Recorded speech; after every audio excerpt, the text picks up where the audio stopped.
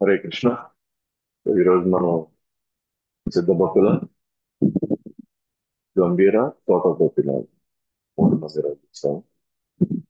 ముఖ్యంగా మనం నిన్న ఆరు గోస్వాముల గురించి మాట్లాడుతున్నాము. ఆరు గోస్వాములు వాళ్ళ యొక్క స్థాయి ఏంటి, వాళ్ళ యొక్క భక్తి ఏ విధంగా మనకి ప్రేరణగా ఉండగలుగుతుంది, వాళ్ళు ఒక్కొక్కరు వాళ్ళ స్థానాలు, వాళ్ళు పోషించినటువంటి సామాజిక స్థానాలు మామూలు స్థానాలు కాదు. ఒకరు ప్రధానమంత్రి ఉన్నారు, ఒకరు హోంమంత్రిగా ఉన్నారు, ఒకరేమో పెద్ద పెద్ద భూస్వాములకి వాళ్ళు వంశ వంశస్థులుగా ఉన్నారు. కొంతమంది ఏమో వైష్ణవులు, శ్రీ వైష్ణవులు ఇంట్లో పుట్టిన వాళ్ళు ఉన్నారు. వాళ్ళందరూ కూడా ఏ విధంగా వాళ్ళ వైరాగ్యాన్ని ప్రదర్శించి, ఏ విధంగా వాళ్ళ భక్తిలో ప్రచారంలో వాళ్ళు ఏ విధంగా ఊరిలో కావచ్చు, లేక అక్కడ బృందావనంలో కావచ్చు, ఆ విధంగా మనం చెప్పుకుంటాం.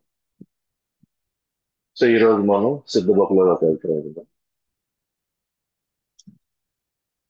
సో మీకు చెప్పినట్టుగా హరిదాస్ ఠాకూర్ డాక్టర్ ఉన్నారు కదా.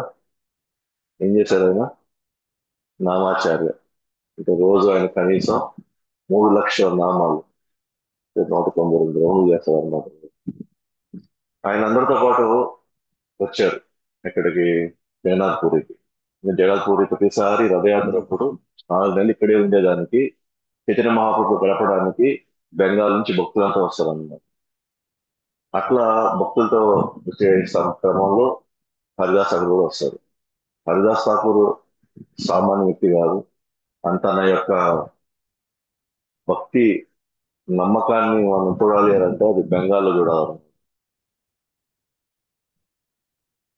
తను ముస్లింగా పుట్టిన కారణంగా తాను ఎలా భక్తిలోకి వచ్చాడు, ఎలా తాను హరినామం స్టార్ట్ చేశాడు, దాని డీటెయిల్స్ అయితే లేవు. బట్ ఆయన వచ్చింది మాత్రం బంగ్లాదేశ్ నుంచి. సో బంగ్లాదేశ్ అంటే ఇప్పుడు బంగ్లాదేశ్ వేరే దేశం అనుకుంటున్నాం, అప్పుడు అంతా ఒకటే దేశంలో ఉంటారు.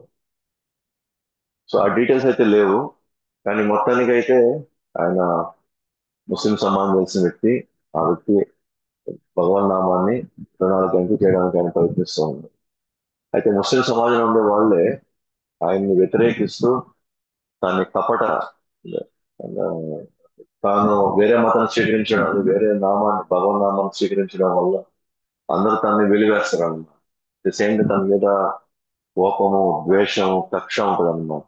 ఎట్లయినా సరే దాన్ని, తాను చేసేదంతా కూడా నాటకమే ఇదంతా కూడా అని ప్రూవ్ చేయడానికి చాలా సందర్భాల్లో చాలా మంది ప్రయత్నిస్తారు అన్నమాట. అట్లా ప్రయత్నించిన ఒక వ్యక్తి ఎవరైతే రామచంద్రకాంత్ వ్యక్తి. సో ఆ ఒక వ్యక్తి ప్రయత్నిస్తాడు. ఏం చేస్తాడు అని అంటే అతని దగ్గరికి ఒక వేషిని పంపిస్తాడు అన్నమాట.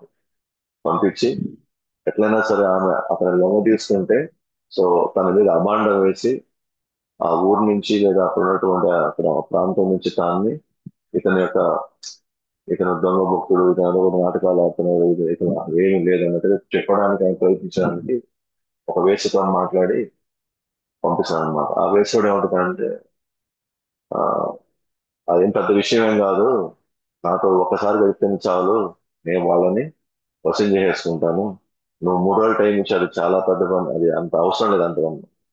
సరే అని ఒక రోజు వెళ్తుంది, వెళ్ళి ఆయన కుటీరంలోకి వెళ్తుంది. ఆయన ఆమెను సాధారణంగానే ఆహ్వానిస్తాడు. ఆమె కవ్వించడానికి ప్రయత్నించి ఎన్నెన్నో ప్రయత్నాలు చేస్తాను. అతను ఏమంటాడంటే, నేను ఒక వ్రతం పెట్టుకున్నాను, ఆ వ్రతం అయిపోయిన తర్వాత ఖచ్చితంగా నేను కలుస్తాను, ఖచ్చితంగా అంతకన్నా. సరే అట్లేం పర్వాలేదు, నువ్వు అనుకున్నది నువ్వు కంప్లీట్ చేసుకోలే, ఆ తర్వాతే మనం కలుసుకుందాం ఉంటుంది. ఈయన వ్రతం ఎప్పుడు అవుతుంది కదా, 3 లక్షల నామాల్లో. అట్లా ఆయన జపం చేస్తా తెల్లవారుజామున అయిపోయింది అది. ఓకే. తెల్లవారుజామున అయిపోయే లోపల సరే, సరే ఇంక ఈ రోజు అయినట్లేదులే, సరే ఈరోజు అవనట్లేదు వ్రతం, సరే మళ్ళీ రేపు వస్తా ఉంటుంది అనమాట. మళ్ళీ మరుసటి రోజు వెళ్ళి మళ్ళీ రాత్రి వస్తుంది. రాత్రి వచ్చి మళ్ళీ ఆమె చేసే ప్రయత్నాలు ఆమె చేస్తాను మళ్ళీ చెప్తాడు, నా వ్రతం అయ్యేదాకా నేను మాత్రం నిన్ను మీతో కలిసేది లేదంటారు. అప్పుడు సరే అట్లా కానీలే అని చెప్పేసి ఆమె అలాగే వెయిట్ చేస్తా ఉంటుంది రాత్రి అంతా. ఇతను జపం చేసుకుంటూ మళ్ళీ తెల్లవారుజామున మళ్ళీ అయిపోతుంది. మళ్ళీ రామచంద్ర ఆడుతాడు ఆమె, ఏమి ఇంకా అవ్వలేదా ఏంది? అదేం లేదులే, తను కొంచెం గట్టిగా ఉన్నాడు వ్రతం మీద, ఈ రోజు ఆఖరి రోజు కాబట్టి ఈ రోజు ఎట్టి పరిస్థితిలో మీకు ఏం ఇబ్బంది లేదు, మీరు రెడీగా మీరు ఆ అంటే ఆ పల్లెటూరు అందరూ పిలుచుకోండి ఇక్కడ సాక్ష్యంగా అందరూ వచ్చి మీకు ఉంటారు మీకోసం. సరే అని చెప్పి తన ప్రయత్నం తను ఉంటాడు. తన ప్రయత్నం తను ఉంటాడు. మళ్ళీ మూడో రోజు వస్తుంది. వచ్చిన తర్వాత మళ్ళీ అడుగుతాడు. ఆ, ఆమె అడుగుతుంది, మళ్ళీ చెప్పాడు ఈ రోజు లాస్ట్ రోజులో ఈ రోజు నా వ్రతం ఈ రోజు అయిపోతుంది, అయిపోయిన తర్వాత అట్లా కలుస్తాం. సరే అని చెప్పేసి ఆయన ఆయన జపం చేయడం ప్రారంభించాడు. అట్లా జపం చేయంగా ఆమె వినంగా ఈ 3 రోజుల రాత్రులు వినంగా ఆ నోటి మీద హరే కృష్ణ వచ్చేస్తాను. హరే కృష్ణ వచ్చేసి ఉదయం సరిగా ఉదయం ఏంటి నా నోట్ల నుంచి హరే కృష్ణ రావడం ఏంటి అని చెప్పేసి ఇప్పుడు వెంటనే ఆయన కాలు మీద పడిపోయేసి క్షమించండి, వ్యక్తి పంపించాడు చేయడానికి. కానీ ఈరోజు నాకు అర్థమైంది. ఎందుకంటే ఎంతో మంది అక్కడికి వెళ్ళినప్పుడు అసలు ఒక ఒక నిమిషం కూడా పట్టదు. అలాంటిది నేను వచ్చి 3 రోజులు కూడా మీరు నా వైపు కూడా మీరు రాకపోవడం లేదా నా వైపు అసలు మీరు చూడకపోవడం అనేది నాకు అర్థమైపోతుంది.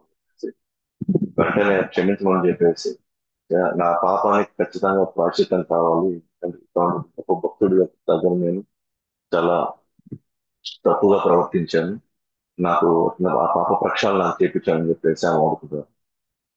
అప్పుడు ఆయన ఏమంటాడంటే కావాలంటే నీకు ఇలా సంపాదించినంత కూడా నువ్వు బ్రాహ్మణికి నువ్వు దానం ఇచ్చేసి తర్వాత ఉన్న కాలాన్ని ఇంక నువ్వు హరే కృష్ణ మంత్రం నువ్వు జపం చేసుకుంటావు, నువ్వు నీ జీవితాన్ని గడుపుతున్నప్పుడు. అప్పుడు ఆమె అట్లానే అనుకున్నట్టుగానే బంగారం అంతా ఇచ్చి పడేసి ఆమె అక్కడ గుండె చేయించేసుకొని అక్కడి నుంచి ఆమె ఒక శిష్యురాల్లాగా దీక్షలాగా తీసుకొని అక్కడే ఉంటూ ఒక తులసి మరాన్ని కోట పెట్టుకొని ఆమె అక్కడి నుంచి జపం చేయడం ప్రారంభిస్తుంది. అప్పటి నుంచి ఆమె ఒక గురువులాగా అయ్యి కొన్ని వందల మందికి హరినామం ఇస్తున్నారు. ఇది హరిదాస్ ఠాకూర్ యొక్క ఔన్నత్యం అన్నమాట. అట్లానే ఇంకొక సందర్భంలో అక్కడ ఎట్టైనా సరే తన దగ్గర నామం ఆ, వదిలించాలి, తన నామం పలకూడదని చెప్పేసి అప్పుడున్నటువంటి రాజు ఏం చేస్తాడంటే ఇతన్ని తన నామం వదిలేదాకా ఎంతవరకు అవకాశం దొరుకుతుంది అతని ప్రతి మార్కెట్ ప్లేస్ లోకి వెళ్ళి, మార్కెట్ ప్లేస్ అంటే రద్దీగా ఒక కూడలి ఒక జంక్షన్ అని. ఎందుకంటే అందరికి కనబడేలాగా అందరూ చూసేలాగా అతన్ని మీరు త్వరగా కొట్టి కొట్టింది అతను ఖచ్చితంగా ఐదర్ అతను నామమైనా వదిలేయాలి, లేకపోతే చచ్చిపోయినా అతను చచ్చిపోవాలి అని చెప్పేసి ఆ ఆ రాజుగారు తన ఒక సేవకులను పంపించి కొట్టమంటాడు అన్నమాట. ఒకవేళ నువ్వు వాళ్ళని అతని నామం వదలకపోతే నేను మిమ్మల్ని చంపేస్తాను. ఎవరిని? భటుల్ని, సేవకులను కొట్టేవాళ్ళు. ఇంకా వాళ్ళ ప్రయత్నాలు చేస్తారనమాట. అట్లా ఒక మార్కెట్ ప్లేస్ తర్వాత ఒక మార్కెట్ ప్లేస్ అవుతుంది.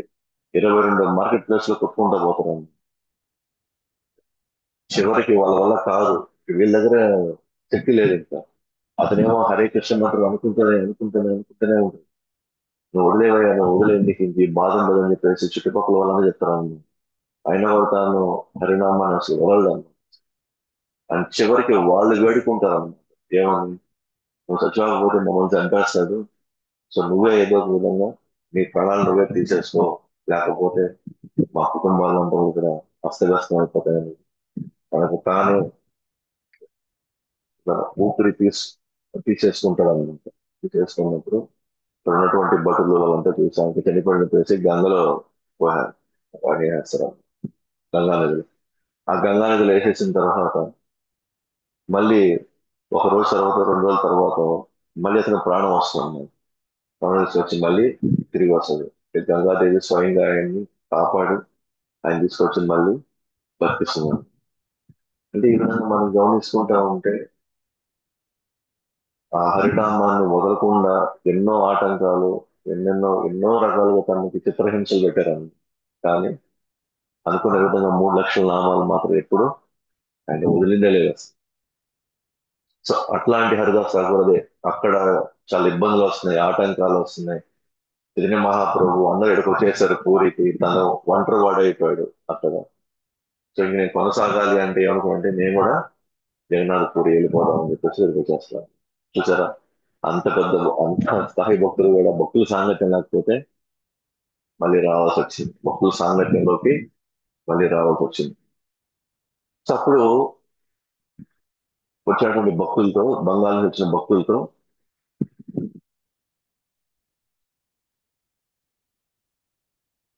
వచ్చినటువంటి భక్తులతో ఆయన కూడా వస్తాడు. అందరూ చైతన్య మహాప్రభుని కలుస్తారు. అందరూ ఆయన ప్రణామాలు చేయడం, ఆయన్ని కౌగులించుకోవడం అన్ని చేసుకొని ఉభయ కుశలోపరులు అందరూ ఎలా ఉన్నారు, మీరు ఎలా ఉన్నారని చెప్పేసి. సో బెంగాల్ వచ్చిన వాళ్ళందరికీ చైతన్య మహాప్రభు మాలలు వేయడం, వాళ్ళకి చందనం పోయడం, వాళ్ళని అలా చేస్తాం. వాళ్ళందరూ అడుగుతున్నారు చైతన్య మహాప్రభు. ఏమంటాడండి, ఏది హరిదాస్ ఠాకూర్ రాలేదే, వస్తానండి రాలేదా? ఏం లేదు, మాతో పాటు వచ్చాడు, అదిగో దూరంగా నిలబడుతూ ఉన్నాడు.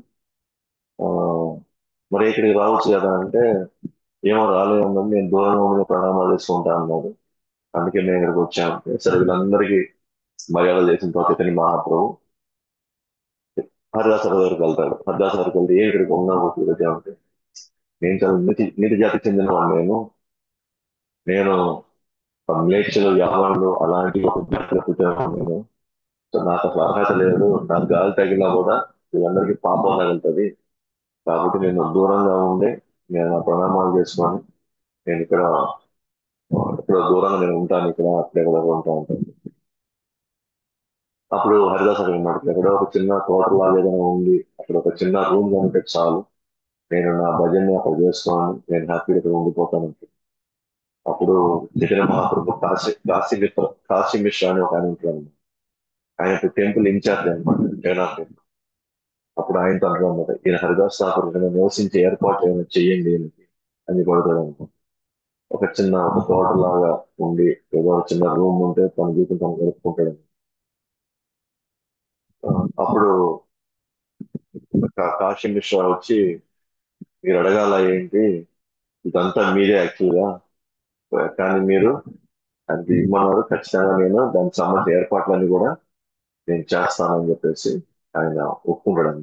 ఒప్పుకున్న తర్వాత చైతన్య మహాప్రభు అంటాడు, నువ్వేమి నీచ జాతి వాడు కాదు, నువ్వేమి ఆ, అపవిత్రమైన వాడి వ్యక్తిగా లేదు, నువ్వేం పాపివి కాదు. వాస్తవానికి నువ్వు ప్రతి క్షణం వేద చదువుతున్నావు, ప్రతి క్షణం నువ్వు తపస్సు చేస్తున్నావు, ప్రతి క్షణం నువ్వు యజ్ఞం చేస్తున్నావు, ప్రతి క్షణం నువ్వు దానాలు చేస్తున్నావు. నువ్వు ఎలా చేస్తున్నావు అవన్నీ? హరే కృష్ణ మంత్రం చేయడంతో నువ్వు ఇవన్నీ కూడా నువ్వు చేస్తున్నావు. అందుకే మీకు కానీ భగవద్గీత 8వ అధ్యాయం 28వ శ్లోకం కానీ మీరు కానీ తీసుకుంటే చూడండి, ఏదైతే మీరు దానాలు చేస్తున్నారో, ఏదైతే యజ్ఞాలు చేసి దానికి వచ్చే ఫలితం ఏదైతే ఉందో, దానాలు చేసే వరకు వచ్చే ఫలితం, తపస్సు చేసే ఒక ఫలితం అయితే ఉంటుందో, ఈ ఫలితాలన్నీ కూడా నా భక్తుడికి రాకుండా పోవు ఉంటుంది. అంటే అర్థం ఏంటి? కృష్ణుడు ఆదేశించిన నియమాలు భక్తిగా అనాలిసిస్ చేస్తే వాళ్ళు సెపరేట్ గా మళ్ళీ వెళ్ళాల్సిన అవసరం లేదు, సెపరేట్ గా మళ్ళీ దానాలు చేయాల్సిన అవసరం లేదు. ఆ? ఎందుకంటే తన భక్తుడు చేసేది, తన భక్తుడు ఏది చేస్తున్నాడో మిగతా వాళ్ళందరూ కూడా ఏవైతే చేస్తున్నారో ఆ ఫలితాలన్నీ నా భక్తుడికి ఖచ్చితంగా వస్తాయి. అదే విధంగా కూడా చెప్పాను, ప్రతి క్షణం నువ్వు తపస్సు, ప్రతి క్షణం నువ్వు దానం, ప్రతి క్షణం నువ్వు యజ్ఞం చేస్తున్నావు. కాబట్టి నువ్వు ఏ విధంగా నీచ జాతికి లేదా పాప జాతి చెందిన వాడివి, నువ్వు చాలా ఉన్నతమైన జాతికి చెందిన వాడు అని చెప్పేసి ఆయనతో చెప్పి చెప్తాను. సరే ఆయన ఇక్కడే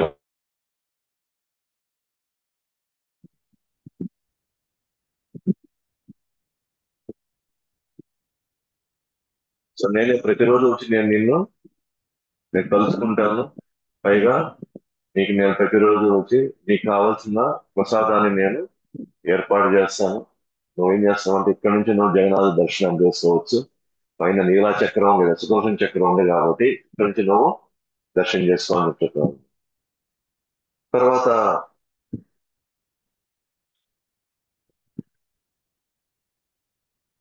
తర్వాత కాలక్రమం ఏంటనగా ప్రభు గోస్వామి, సనాతన గోస్వామి అందరూ కూడా హరిదాస్ ఠాకూర్ దగ్గరే ఉండిపోతారు అన్నమాట. ఎందుకంటే వాళ్ళు కూడా ఇప్పుడు వాళ్ళు మతం మారిపోయారు కదా. మతం మారడం వల్ల వాళ్ళు కూడా జగన్నాథ మందిరం పోవడానికి లేదు. కాబట్టి వాళ్ళు కూడా ఇంత పాటే ఉంటారు. మనం నేను చెప్తున్నాను. అయితే ఈ హరిదాస్ ఠాకూర్ యొక్క ఈ సిద్ధ బొక్కలలో సిద్ధ బొక్కుల అనే పేరు ఎందుకు వచ్చింది? అక్కడ బొక్కుల వృక్షం వస్తుంది. బొక్కుల అనే ఒక వృక్షం ఉంది. సో బొక్కుల అనే వృక్షం ఏంటి అనేది, ఆ వృక్షం ఎలా వచ్చిందంటే అక్కడికి జగన్నాథుడికి రోజు 3 వేప పుల్లలు తీసుకుని వెళ్ళి ఆయనకి పుల్లు తోముతారు అనమాట. పూజారి ప్రతిరోజు వేప పుల్లలు తీసుకెళ్తారు. ఒక రోజు ఏమైందంటే హడావుడిగా పూజారి 3 తీసుకురాబోయి 2 తీసుకొచ్చాడు. తనకి ఏం చేయాలో తెలియక అర్థం కాక ఎక్కడో ఉన్న ఒక బొక్కల చెట్టులో ఉన్న ఒక పుల్ల ఏరుకొని అది తీసుకొచ్చి తోముతారు. 3 పుల్లలు అదొక పుల్ల. ఆ రోజు చైతన్య మహాప్రభు దర్శనానికి వెళ్ళినప్పుడు, దర్శనానికి వెళ్ళిన తర్వాత పూజారి ఏం చేశాడంటే ఆ బొక్కల పుల్ల ఉంది కదా, అది ఈయనకి బహుమతిగా ఇస్తాడు. నువ్వు తీసుకెట్టుకో, నువ్వు ఉండించుకో అని చెప్పేసి ఆ పుల్లని చైతన్య మహాప్రభుకి ఇస్తాడు. చైతన్య మహాప్రభు తీసుకుంటే దాంతో పుల్లు తోముకుంటాడు. పుల్లు తోముకున్నప్పుడు పారవశ్యంలోకి వెళ్ళిపోతాడు అనమాట. ఎందుకంటే జగన్నాథుడు పోయారు కదా, పారవశ్యంలోకి వెళ్ళిపోతాడు. కానీ అట్లా మొత్తం తట్టుకొని అట్లా వచ్చి ఈ ప్లేస్ కి వచ్చి ఆ పుల్లని అక్కడ నాటి దానికి దాన్ని నీరు పోయమన్నాడు అనమాట రోజు. ఎవరిని? హరిదాస్ ఠాకూర్. అది అలాగలాగలాగా ఆ చెట్టు అలా అలా కాలక్రమంలో పెరిగి చాలా పెద్ద చెట్టు అయిపోతుంది. ఆ చెట్టు కిందనే ప్రతిరోజు హరిదాస్ ఠాకూర్ ఈ జపం చేసుకుంటా ఉండేవాడు. అయితే ఇదేమైందంటే కొంతకాలం అయిన తర్వాత ఆయన దేహం వదిలేసిన తర్వాత, హరిదాస్ ఠాకూర్ దేహం వదిలేసిన తర్వాత తన శిష్యుడు ఉంటాడు. శ్రీ జగన్నాథ గోస్వామి తన శిష్యుడు ఉంటాడు. ఆ శిష్యుడు దాన్ని కాపాడుకుంటూ వస్తాడు. అంటే ఆశ్రమాన్ని కానీ ఆ స్థావరాన్ని అది కాపాడు. కానీ ఒకసారి రాజు, అప్పుడు పట్టభద్ర మహారాజు, ఇప్పుడు పట్టభద్ర లేడు, తర్వాత రాజు అయ్యాడు ఒక వ్యక్తి. ఆ, తన సేవకుల్ని పంపించాడు మన చుట్టూ పంపించాడు. ఎందుకంటే జగన్నాథ రథ చక్రాలు చేయాలి, రథం చక్రాలు చేయాలని చెప్పేసి వాళ్ళు మొత్తం వెళ్తూ ఉన్నప్పుడు ఈ చెట్టు కనిపిస్తుంది. అబ్బాయి ఇదేదో బాగా అందంగాను బలంగా ఉంది, ఇదైతే బాగుంటుంది, రథం తయారు చేయడానికి కానీ లేదా రథంలో ఉపయోగించడానికి ఇది చాలా బాగుందని చెప్పేసి వాళ్ళు వచ్చి, రేపు వస్తాం మేము, మాకు రథానికి మేము పడాలి, కాబట్టి ఖచ్చితంగా మేము దీన్ని కొట్టేసి వెళ్తామని చెప్పి వాళ్ళు చెప్తారని. సో ఆయన జగన్నాథ్ గోస్వామి ఉన్నారు కదా, ఆయన శిష్యుడు ఉన్నారు కదా అక్కడ, ఆయన చాలా బాధపడ్డారు అన్నమాట. మాకున్న ఒకే ఒక జ్ఞాపకం మా గురువు గారిది, పైగా ఆ గురువు గారు ఇక్కడే ఉండి మా అందరికి ఎంతో ప్రయత్నించాడు. ఇది మాకు ఒక దేవాలయంతో సమానం. ఈ చెట్టు మా సొంతం, ఇది ఎలా కొడతారు ఏంటి అసలు, ఇది కొట్టడానికి లేదు అని చెప్పేసి ఎంతో విధంగా ప్రతిఘటించాను. కానీ వాళ్ళు ఎవరు కూడా ఒప్పుకోరు. రేపు వస్తాము, రేపు వచ్చిన తర్వాత ఖచ్చితంగా ఈ చెట్టుని మేము కొట్టేస్తాము అన్నారు. ఇతనికి రాత్రంతా బాధతో జగన్నాథుని ప్రార్థిస్తున్నాను అన్నమాట.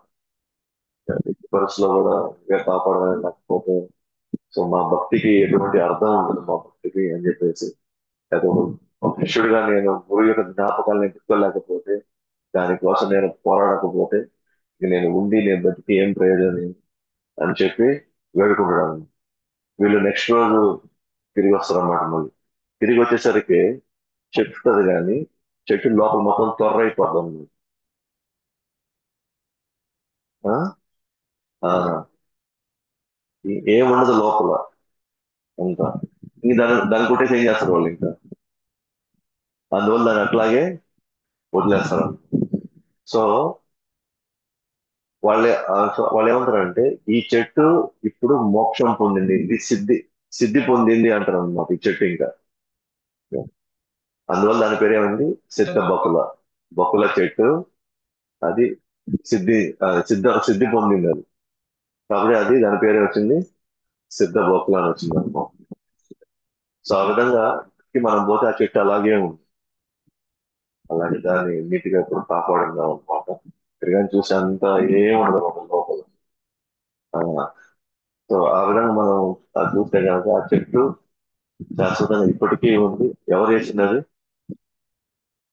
నేను మాకు స్వయంగా వహించదు 5,000 సంవత్సరాల క్రితం. ఇప్పటికీ అది కాపాడబడుతూనే ఉంది. అంటే మనం అర్థం చేసుకోవాలంటే మనం ఇంకా అంత అదృష్టంలో ఉంటే ఇంకా సాక్ష్యాలను మనం చూడగలుగుతున్నాం. 1000 సంవత్సరాలు పోతే అది ఉంటుందో ఉండదో కూడా మనకు తెలియదు. సో ఆ విధంగా చెప్పాడు. సో తర్వాత నేను చెప్పాను కదా, రఘునాథ్ దాస్ సారీ రూప గోస్వామి తన రచనలు పెట్టింది. చైతన్య మహాప్రభు వచ్చి ఆ తాళపత్ర గ్రంథాలు తీసుకొని తాను రథయాత్రప్పుడు పాడినటువంటి గీత కీర్తనల్ని తనకి జనాల మధ్య జరిగినటువంటి ఆ సంభాషణ కీర్తన రూపంలో పెట్టినటువంటి ఇక్కడ ఎవరికి అర్థం కాల, ఒక స్వరూప్ దామోదర్ ఆయనకి తప్ప అని. అది కూడా ఇక్కడే జరిగింది, ఆ సన్నివేశం కూడా ఇక్కడే జరిగింది. ఆ ఆ తర్వాత హరిదాస్ ఠాకూర్ యొక్క గొప్పతనం గురించి, ఆయన ఏ విధంగా ఇక్కడంతా కూడా ఉన్నాడు, ఏ విధంగా నామం చేస్తాడు, ఏ విధంగా అక్కడంతా ప్రచారం చేస్తాడు అంట.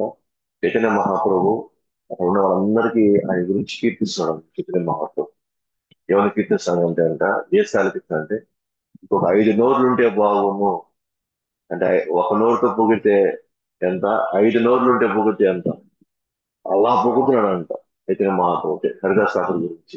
అతని యొక్క గుణగణాలు కావచ్చు, అతని గొప్పతనం కావచ్చు, తన యొక్క తపస్సు గురించి కావచ్చు, ఏ స్థాయిలో అంటే ఆ స్థాయికి ఇచ్చాను. అంటే భగవంతుడికి ఎప్పుడు ఇష్టం అన్నమాట భక్తుల గురించి ఏం మాట్లాడి భగవంతుడి గురించి చెప్పాలి అని. అందుకనే భక్తులు ఒకవేళ పెద్ద అపరాధం చేసినా కూడా దాన్ని పెద్దగా పట్టించుకోరు. కానీ చిన్న సేవ చేసినా కూడా దాని గురించి గొప్పగా చెప్తారు వందల మందికి, వేల మంది, అట్లా ఎంతో సంతోషపడతారు అనమాట. సో ఒకనొక టైంలో చైతన్య మహాప్రభుకి హరిదాస్ ఠాకూర్కి ఈ సిద్ధ బంగారు చర్చ జరుగుతుంది, డిస్కషన్ జరుగుతుంది. ఏంటో డిస్కషన్ అంటే, చైతన్య మహాప్రభు జస్ట్ హరిదాస్ ఠాకూర్ కి నామం మీద ఎంత నమ్మకం ఉందో అది ప్రపంచం తెలియజేయాలని చెప్పేసి, తన ద్వారా సమాధానం రాపట్టాలని చెప్పేసి ఈయన కొన్ని ప్రశ్నలు వేస్తారు. ఎవరు? చైతన్య మహాప్రభు. సో ఫస్ట్ ప్రశ్న వేస్తాడు అనమాట. ఏమని ప్రశ్న వేస్తాడంటే, ఈ ఈ కాలంలో అందరూ కూడా యావన్లో నిలెచ్చలే కదా, అంటే వీళ్ళెవరికి శాస్త్రాలు లేవు, వీళ్ళెవరు కూడా సరైనటువంటి నియమ నిబంధనలు పాటించరు, వీళ్ళెవరు కూడా భక్తిని పెద్దగా ఆ పెద్దగా చేయరు, వీళ్ళంతా కూడా పైగా ఎక్కువ మంది ఆ భగవంతుడికి వ్యతిరేకంగానే వీళ్ళందరూ వ్యవహరిస్తారు కదా, మరి వాళ్ళందరూ ఎలా మోక్షం పొందుతారు, వాళ్ళకి మరి దారి ఎట్లా, ఇక్కడ భగవంతుడి దగ్గరికి పోవాలనే ఆలోచనే వీళ్ళకి లేదు. వ్యతిరేకంతో ఉండే వాళ్ళకి మోక్షం పొందాలంటే దేవుడు ఎదురు పోవాలా, కానీ వీళ్ళ వీళ్ళ మనస్తత్వంలో ఎప్పుడు కూడా భగవంతుని వ్యతిరేకించే వాళ్ళు కానీ భగవంతుని దగ్గర పోయే అవకాశమే లేదు. మరి ఎలా మోక్షం పొందుతారంటే, హరిదాస్ ఠాకూర్ అంటారు, మీ దయ వల్ల ఈ యుగంలో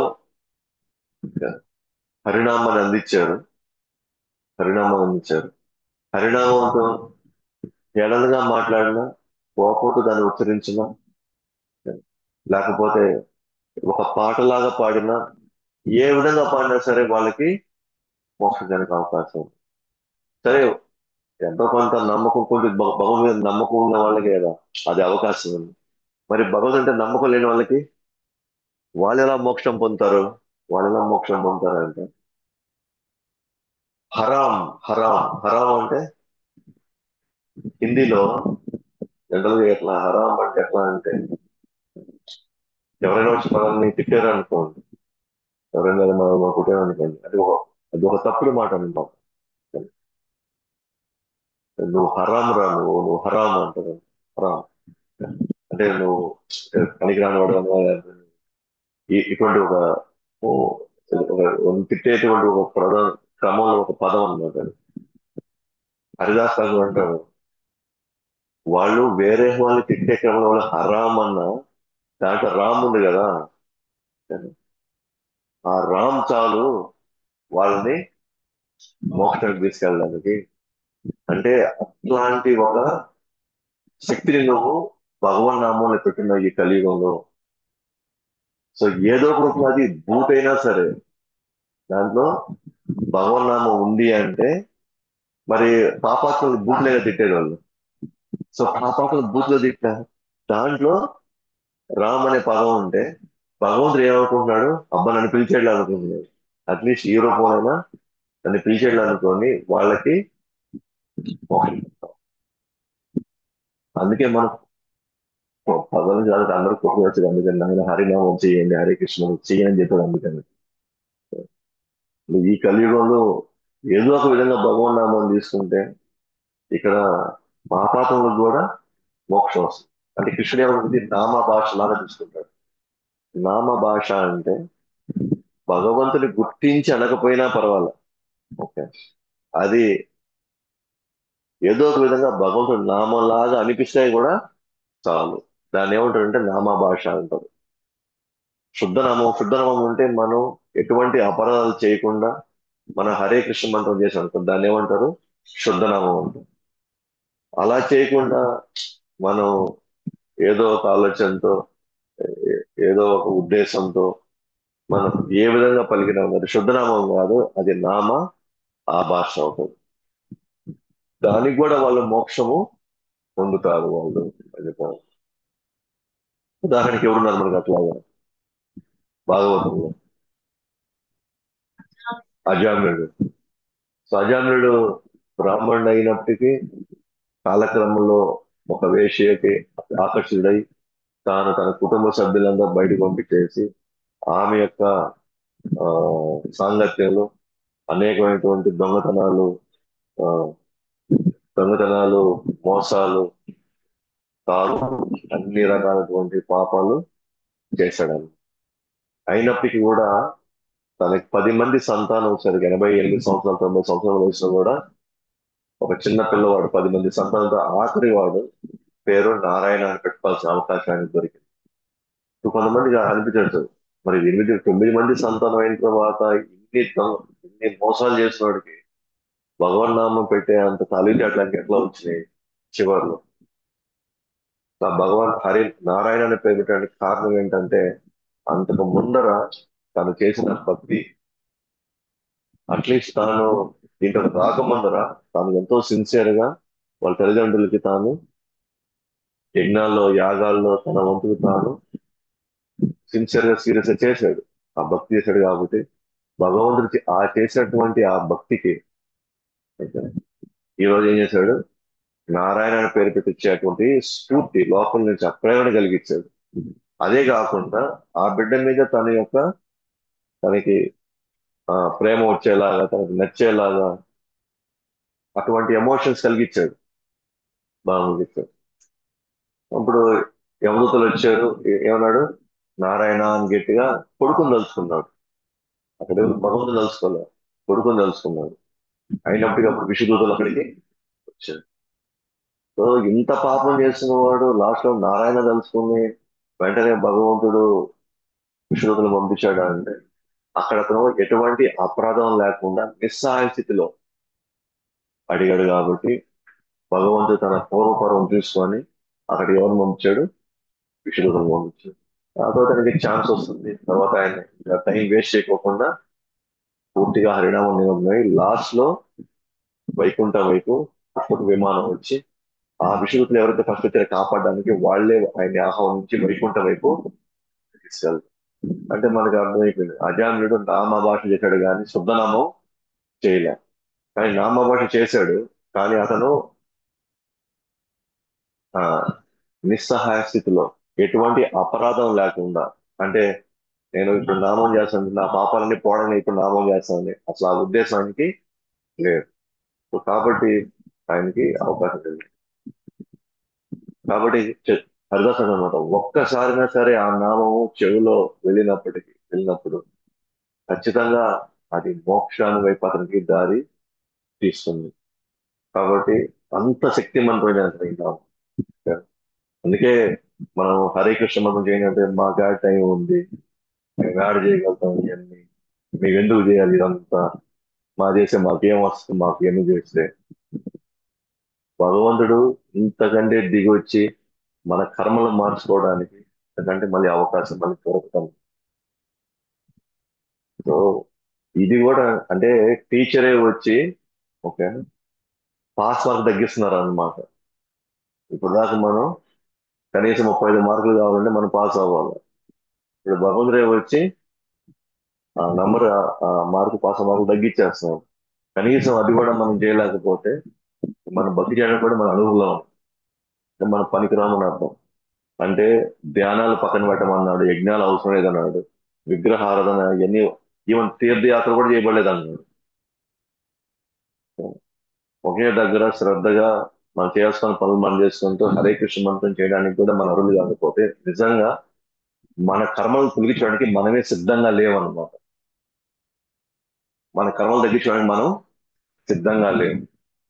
అంటే మనం ఇంకా ఈ జన్మ మృత్యు జర వ్యాధి ఇవన్నీ అనుభవించడానికి మనం హాయిగా ఆహ్వానిస్తున్నాను దాన్ని. ఇంకా నేను ఇంకా నేను ఇవన్నీ నేను పడాలి అని మనం వాటి వైపు వెళ్తూ ఉన్నాం అన్నమాట. అప్పుడు ఒక విధంగా చెప్పాలంటే ఆయన అంటున్నాడు, నామం అంటే సూర్యుడితో సమానం.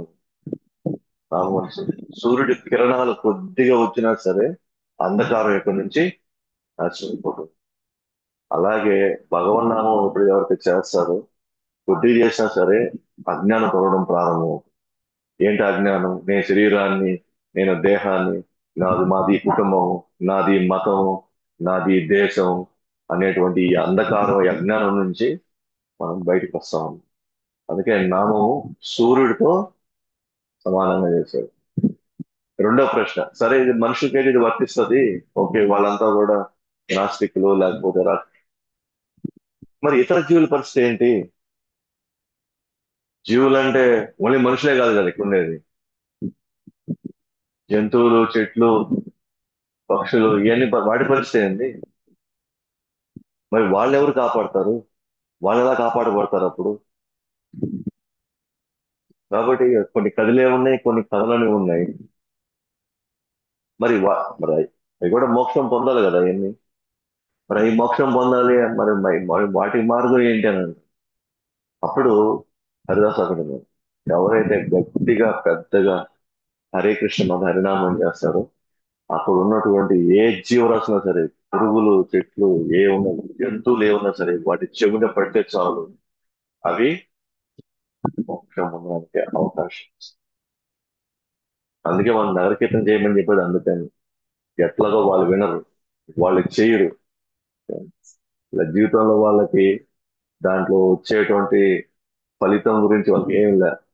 ఈ పూటకి ఏం కావాలా, నెక్స్ట్ పూటకి ఎట్లా నింపుకోవాలా అనే ఒక వ్యవహారం తప్ప ఏ మాత్రం అసలు కొంచెం భయం కానీ లేదు. అసలు వాళ్ళ జీవితం పట్ల వాళ్ళకే అవగాహన లేదు, వాళ్ళకి అర్థం కూడా తెలియట్లేదు వాళ్ళు.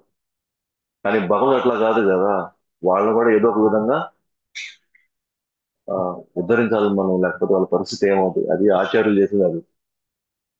సో వాళ్ళు ఏమన్నారు, ఎస్ గట్టిగా మనం అరిచామనుకోండి, వాళ్ళు విసుగుతో ఏదో ఒక విధంగా చెవులోకి వెళ్తుంది అది. వినడం వల్ల వాళ్ళకి కోపం వచ్చిందా, వాళ్ళకి విసుగు వచ్చిందా, వాళ్ళకి ఏం వచ్చినా సరే మొత్తానికి చెవులు అయితే పోయింది కాబట్టి ఈ జన్మ కాబట్టి ఇంకో జన్మలో అయినా కానీ. సో ఒకసారి చెప్పాను, ఒకసారి ప్రతిధ్వని వస్తుంది మనకి. మన హరే కృష్ణ ఒకటి గట్టిగా అంటే మనకి ప్రతిధ్వని వస్తుంది. ఉదాహరణకి అడవుల్లో పోయినప్పుడు కానీ ఇంకోటి, అది యాక్చువల్ ప్రతిధ్వని కాదు అది. అది చెట్లు మళ్ళీ మనకి కీర్తన చేస్తున్నాయి మనకి, అది విని మళ్ళీ మనకి కీర్తన చేస్తున్నాయి. కాబట్టి ఖచ్చితంగా అవి కూడా వింటున్నాయి అంట. దానికి ఉదాహరణే చైతన్య మహాప్రభు జార్ఖండ్ అడవుల్లో దానికి కీర్తన చేసుకుంటూ వెళ్ళినప్పుడు జంతువులు కూడా వాటి స్వభావం వచ్చి అవి హరే కృష్ణ మంత్రం అవి పాడేయను, అవి డాన్స్ వేసే. పులి కూడా హరే కృష్ణ మంత్రం అనింది, జింకలు హరే కృష్ణ మంత్రం అన్నాయి. వాటి స్వభావాన్ని పక్కకెళ్ళి అన్ని కూడా ఒక గుంపుగా అవుతుంది. మామూలుగా భయపడాలి కదా, ఏడు పులి ఉందని, జింక లేదా ఇంకోటి ఉన్నాయని చెప్పేసి భయపడిపోయి వెళ్ళిపోవాలి కదా. కానీ అవన్నీ వచ్చి డాన్స్ అంటే జంతువులకు కూడా ఖచ్చితంగా భగవన్ నామాన్ని వింటాయి అనగలరు. కాబట్టి ఆ పవర్ శుద్ధ భక్తులకు ఉంటుంది. చైతన్య మహాప్రభు స్వయంగా కృష్ణుడు కాబట్టి ఆయన చేసినటువంటి కీర్తన జంతువుల స్వభావం కూడా మార్చగలిగింది. తర్వాత మూడో ప్రశ్న వేశారు చైతన్య మహాప్రభు. మూడో ప్రశ్న ఏంటంటే, మరి అందరూ మోక్షం చేస్తే మరి ఎన్ని ఖాళీ అయిపోతాయి కదా. ఆ, మరి ఆ తర్వాత ఇంక చేయడానికి ఏం లేదు కదా ఇంకా, ఆ తర్వాత ఇంకేం చేస్తాం మనం ఇక్కడ అని అప్పుడు అంటాడు అన్నమాట. ఎస్ ఖచ్చితంగా ఆ నామం విన్నవన్నీ మోక్షానికి వెళ్తాయి. కానీ ఇప్పటిదాకా నామం విన్నటువంటి ఏవైతే జంతువులు లేకపోతే జీవులు ఉన్నారో వాళ్ళందరూ ఇప్పుడు మళ్ళీ భూమి మీదకి వస్తారు కదా. భూమి మీదకి వచ్చినప్పుడు మళ్ళీ వాళ్ళు భగవన్నామం వినడానికి అవకాశం వస్తుంది. వాళ్ళు మళ్ళీ మోక్షం పొందుతారు. ఈ విధంగా భూమి మీదకి వచ్చిన వాళ్ళు ఖచ్చితంగా నీ మానవం ఉంటారు, నీ సేవలో నిమగ్నం అవుతారు. ఆ తర్వాత వాళ్ళు కూడా మోక్షం పొందుతారు. ఈ విధంగా ఈ చక్రము పోతూ ఉంటుంది. అది నీ యొక్క వ్యూహాల్లో ఒక భాగం అది. కాబట్టి ఎప్పటికి ఇది ఖాళీ ఏది ఉండదు. ఇట్లాంటి కొన్ని వేల కోట్ల, లక్షల కోట్ల జీవులు ఈ బ్రహ్మాండాల్లో చాలా మంది ఉన్నారు. సో వాళ్ళందరూ కూడా ఖాళీ అయిన ప్రదేశాలంతా కూడా కర్మభూమిలో వాళ్ళందరూ కూడా మళ్ళీ జన్మిస్తారు. జన్మించినప్పుడు వాళ్ళకి ఈ అవకాశం వాళ్ళకి వస్తుంది. అప్పుడు వీళ్ళందరూ కూడా మోక్షం పొందుతారు. ఈ విధంగా ఎప్పటికీ ఈ చక్రం పోతూనే ఉంటుంది. మీ నామం ఎప్పుడు కూడా ఇక్కడ వినబడుతూనే ఉంటుంది ఇక్కడంతా కూడా అని చెప్పేసి అని అంటారు అన్నమాట. ఉదాహరణకి ఇప్పుడు రాముడు ఉన్నాడు. రాముడు టైంలో రాముడు వచ్చాడు. వచ్చి అయోధ్య వాసం తీసుకెళ్ళి మళ్ళీ ఇప్పుడు అయోధ్యలో ఉన్నాడు మళ్ళీ అయితే వాళ్ళంతా. ఎదురు అంటారు కదా, అయోధ్య వాసంలో ఆయన అయోధ్య తీసుకెళ్ళిపోయాడు, వైకుంఠం తీసుకెళ్ళిపోయాడు. మరి ఇప్పుడు ఉన్న వాళ్ళు ఎవరున్నారు వాళ్ళు అయితే? ఎవరు వాళ్ళు? మళ్ళీ నెక్స్ట్ నెక్స్ట్ కోట వాళ్ళు ఉన్నారు రెడీగా ఆ ప్లేస్ కి వచ్చి మళ్ళీ రాముడి గురించి విని, రాముడి గురించి తెలుసుకొని, రాముడి గురించి భక్తి చేసుకొని మళ్ళీ ఈ విధంగా చాలా చాలా సైకిల్స్ నడుస్తూ ఉంటాయి ఇక్కడ. కాబట్టి నీ నామం ఎప్పుడు ఇక్కడ కొనసాగుతానే అది నామం యొక్క గొప్పతనం ఉంటాం. ఈ సమాధానానికి ఎంతో సంతోషపడుతున్నాను చైతన్యం. అంటే ఇతనికి నామం మీద నమ్మకం ఇతనికి ఉంది. ఆ నామంతో అంటే ఆ నామం యొక్క ఔన్నత్యాన్ని నామాచార్య దగ్గరే తెప్పించాడు అన్నమాట. మనకి ఈయన ఖచ్చితంగా ఈయన నామాచారుడు అనేటువంటి బిరుదు ఈయనకు మాత్రమే ఇవ్వాలి, ఈయన మాత్రం దానికి అర్హుడు అనే పాయింట్ లో మనకు కూడా నిరూపించగలము. ఆ విధంగా ఆ సమాధానం సంతోషపడి ఆ సమాధానం వినిన తర్వాత తన తోటి వాళ్ళతో అందరితో చెదిరి మాపుడు ఈసారి 100 నోర్లుంటే ఎట్లా ఎట్లా పోగుతారో అట్లా పోయాడంట హరిదాస్ ఠాకూర్ యొక్క గొప్పతనం. అంటే వన్ ఫోకస్ అటెన్షన్ అనమాట నామం మీద. నామం తప్ప, నామం కాకుండా ఇంకేమీ లేదు ఈ సృష్టిలో. ఇది మాత్రమే చేసుకుంటే చాలు. ఎటువంటి వాళ్ళైనా సరే వాళ్ళు అన్ని రకాల పాపాల నుంచి, కర్మ నుంచి వాళ్ళు బయటికి రాగలరు అని నిరూపించారు. అట్లా కాలం గడిచింది, కొంతకాలం గడిచింది. ఒక రోజు గోవింద అంటే చైతన్య మహాప్రభు ఒక సేవకుడు అన్నమాట, పర్సనల్ సేవకుడు. ప్రతిరోజు అతనే అన్నమాట ప్రసాదం తీసుకొచ్చి హరిదాస్ ఠాకూర్కి ఇస్తాడు. ఒక రోజు పోయి అట్లా ఇచ్చినప్పుడు హరిదాస్ ఠాకూర్ ఎక్కడో తెలియకుండా కొద్దిగా అనారోగ్యంగా ఉంటాడు. ముందు రోజు పెట్టిన ప్రసాదం అలాగే ఉంది, ఏదో కొద్దిగా తీసుకున్నాడు అంతే. మళ్ళీ ఈ రోజు కూడా వెళ్తే మళ్ళీ అలాగే ఒక దగ్గర కూర్చొని అట్లా కూర్చొని నీరసంగా కూర్చొని నామం చేసుకుంటాను. ఆ గోవింద్ అడుగుతాడు, ఏమయ్యా ఏంటి నీ పరిస్థితి, ఏంటి ఎలా ఉన్నావు అని. ఇంకా ప్రసాదం కూడా అలాగే చేసావు ఏంటి అంటే, ఏం బాగాలేదు నాకు అసలు. సో ఇంకా శరీరం సహకరించట్లేదు, నా మనసు ఏం ఇలా లేదు. నేను నాకు నామం చేసుకునేసరికి, ఎందుకంటే ఆయన నియమం పెట్టినాడు, ఆ 3 లక్షల నామాలు వేసిన తర్వాతే ప్రసాదం తీసుకోవాలని. అప్పుడు దాకా తీసుకునేది. ఇప్పుడు ఏంటంటే కొంచెం అనారోగ్యం, కొంచెం ఇబ్బందిగా వచ్చినప్పుడు అతను ఏం చేస్తాను, నేను నామం కంప్లీట్ చేయలేదు కాబట్టి నేను ప్రసాదం తీసుకోండి కాకుండా అది గోవింద ఏం చెప్పాడు ఆయనకి, లేదా నువ్వు తీసుకోవాల్సిందే అని చెప్తాను. పోయి వెళ్ళి చైతన్య మహాప్రభుకి చెప్పాడండి, వెళ్ళి చెప్పాడు. 2-3 రోజుల నుంచి సరిగ్గా ఆహారం తీసుకోవట్లేదు, ప్రసాదం తీసుకోవట్లేదు, నాకు ఏమవుతుందో నాకు అర్థం కావట్లేదు, ఒకసారి మీరు ఒకసారి ఈ విచారించండి. అప్పుడు చైతన్య మహాప్రభు హరిదాస్ ఠాకూర్ దగ్గరికి వెళ్ళి తన ఆరోగ్యాన్ని విచారించాడు అన్నమాట. విచారించినప్పుడు ఎలా ఉంది నీకు అంటే,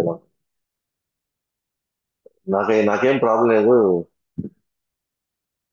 శరీరం బానే ఉంది. యాక్చువల్గా శరీరం అంతా సుల్తానం వచ్చేసింది అంతే. శరీరం అంతా బానే ఉంది, నా మనసు ఎక్కువ సహకరించట్లేదు. నా జబ్బంతా ఏంటంటే నా యొక్క నా నామాలను కంప్లీట్ చేయలేకపోతున్నాను. ఇదే నా జబ్బంతా, ఇదే నా అసలు నా జపాన్ని నేను ముగించలేకపోతున్నాను, ఇదే నా జబ్బంతా. చిత్రమాపం ఉంటుంది. ఇంకా ఎంత చేస్తావు, ఇంకా ఏం చేస్తావు, ఇంకా ఎంత చేస్తావు, చాలు, నువ్వు ఇక జపం చేయాల్సిన అవసరం లేదు. నువ్వు ఇంకా నియమాలు ఏమి నువ్వు పాటించాల్సిన అవసరం లేదు. నువ్వు వదిలేసి నువ్వు ఫస్ట్ బాగా ప్రసాదం తీసుకో నువ్వు అని చెప్పేసి అంటాను. కానీ ఆ, ఒప్పుకోడు అన్నమాట. అంటే హరిదాస్ ఠాకూర్కి పెట్టుకున్నటువంటి ఆ నియమం సాక్షాత్ దేవాదేవుడు వచ్చేసి చెప్తున్నాడు, నువ్వు ఇంకా దేవుడు అదే మగాని చెప్తే మరుసటి రోజు నుంచి మొత్తం ఎప్పుడెప్పుడు ఇది మన పరిస్థితి. కానీ ఆయన పరిస్థితి ఎలా ఉంది? నేను చేయకపోతే నేను బతకలేను, అంటే నా ఊపిరి, నా శ్వాస, ఆ, నా జీవితం కూడా నా మీద అన్నట్టుగా హరిదాస్ ఠాకూర్ చెప్పాడు అనమాట. అసలు నేను ఎంత నీచ జాతి చెందిన వాడిని, అసలు నాకు అసలు ఏ స్థాయి వ్యక్తిని నేను అసలు, నన్ను అసలు ఎవరు పట్టించుకోలేని పరిస్థితిలో, నన్ను ఎవరు దగ్గర తీసుకోరాని పరిస్థితిలో నువ్వు నన్ను ఒక నీ సేవలు నాకు చేసుకున్నావు. ఇక్కడ ఎవ్వరు కూడా నా వాళ్ళే నన్ను చంపేద్దాం అనే స్థితిలో ఉన్నారు. ఇక్కడ వాళ్ళు ఎవరు కూడా నన్ను ఏమాత్రం అసలు పట్టించుకున్నప్పుడు నువ్వు నన్ను సేవగా చేసుకున్నావు. అలాగే ఒక సందర్భంలో నాకు ఆ శ్రాద్ధ పాత్రని నాకు ఇచ్చారు ఫస్ట్.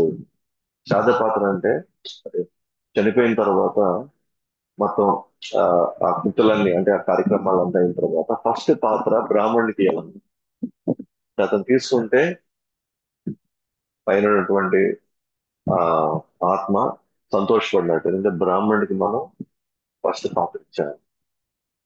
అద్వైతాచార్యులు ఎవరైతే బ్రాహ్మణుడు అద్వైతాచార్యులు, సో తన ఇంట్లో ఈ విధంగా శ్రాద్ధం పెట్టినప్పుడు తన వాళ్ళకి చాలా మంది బ్రాహ్మణులు పిలుస్తారు అన్నమాట. అయితే ఆ టైంలో అద్వైతాచార్యులు ఏం చేస్తాడు తెలుసా? ఫస్ట్ పాత్ర హరిదాస్ ఠాకూర్కి ఇస్తాడు. నువ్వు తిన్న ఫస్ట్, అంటే నువ్వు తింటే ఖచ్చితంగా వాళ్ళు తింటారు. అంటే అక్కడ అద్వైతాచార్యులు కానీ లేకపోతే ఈ పరంపరలో కానీ అసలైన బ్రాహ్మణ పుట్టుకతో వాళ్ళ ఇవ్వాల ఎవరికి, వాళ్ళ బ్రాహ్మణికి లెక్కేయడం లేదు. ఎవరిని లెక్కేస్తారు బ్రాహ్మణుని కింద? ఆ, విష్ణు భక్తి చేసేవాళ్ళు, కృష్ణ భక్తి చేసేవాళ్ళు, ఎవరైతే భగవన్నామాన్ని, యుగ ధర్మాన్ని వాళ్ళ జీవితంగా తీసుకున్నారో ఆయనకి పోయి పెట్టాడు అన్నమాట. సో, సామాజికంగా చూస్తే హరిదాస్ పోయి ఒక ఒక నీచ జాతి వాడికి పోయి ఫస్ట్ పెట్టాడని వీళ్ళందరూ మాట్లాడుకుంటారు. కానీ అద్వైత గారికి తెలుసు అన్నమాట, నేను ఎటువంటి వాడికి నేను ఈ పాత్ర నేను ఇస్తున్నాను.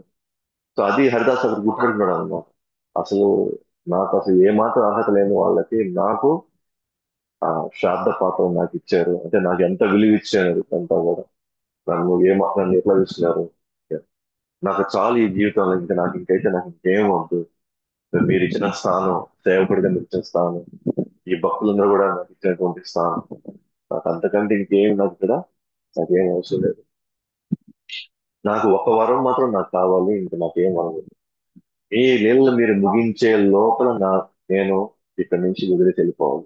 అంటే మీరు వైండప్ చేసే లోపల, అంటే చైతన్య మహాప్రభు తర్వాత ఆయన పోయిన తర్వాత నేను ఉండకూడదు. ఆయన పోయిన లోపలే నేను కూడా నా వరం నేను ఉంటాను. అది ఎలా జరగాలి అని అంటే, సో నా నాలుగుపై హరినామం ఉన్నప్పుడు చైతన్య మహాప్రభు యొక్క పాదం నా హృదయం మీద ఉన్నప్పుడు ఆ పాలు నేను పట్టుకొని నేను హరినామం చేసుకుంటూ నేను నా యొక్క ప్రాణాలు పోతా ఉంటాను. చైతన్య మహాప్రభు అంటే చాలా బాధ ఉండడం. ఖచ్చితంగా నువ్వు గట్టిగా పెట్టుకుంటే కృష్ణుడు చేసేది ఏం లేదు, కృష్ణుడు ఖచ్చితంగా ఆ వరాన్ని ఇచ్చి తీరాల్సిందేమో. అయితే ఇంతకాలం నేను సంతోషంగా ఉన్నాను అంటే అది నీ సాంగత్యం కారణంగా నేను సంతోషంగా ఉన్నాను. నీలాంటి వాళ్ళు ఈ స్థాయిలో నామం చేయడం వల్ల, మీరు నామం చేయడం వల్ల కొన్ని వేల మంది ఇక్కడ జీవులు ఉద్ధరింపబడడం వల్ల, వాళ్ళందరికీ మీరు మోక్ష ప్రాప్తి ఇవ్వడం వల్ల నేను చాలా సంతోషానికి గురయ్యాను. కాబట్టి నీ వల్లనే నేను చాలా సంతోషానికి గురయ్యాను. నన్ను వదిలిపోవడం నీకు న్యాయంగా ఉందా? నాకంటే ముందర వెళ్ళిపోవడం నీకు న్యాయంగా ఉందా? ఇన్ఫాక్ట్ నేను నిన్ను కౌగిలించుకోవడం వల్ల నేను పవిత్రం అవుతున్నాను. నువ్వు కాదు పవిత్రమయ్యేది, నువ్వు కాదు పాపాత్ముడివి. ఇన్ఫాక్ట్ మేము పవిత్రం అవుతున్నాం మేమంతా అని చెప్పేసి ఆయన చెప్పినప్పుడు. దానికి హరిదాస్ అన్నాడు, ఇలా చాలా మంది భక్తులు ఉన్నారు, మీ నీళ్ళలో పాల్గొనడానికి చాలా మంది అర్హత ఉంది, నాకైతే అటువంటి అర్హత లేదు. మేమంతా చీమలు లాంటి వాళ్ళం, మేమంతా చీమలం. చనిపోతే ఈ ఈ విశ్వానికి వచ్చిన నష్టం ఏం లేదు, ఈ ప్రాంతానికి వచ్చిన నష్టం ఏం లేదు అని చాలా గొప్ప గొప్ప భక్తులు ఉన్నారు చాలా మంది. ఏమనుకోవచ్చు ఈ డైలాగ్ అంతా.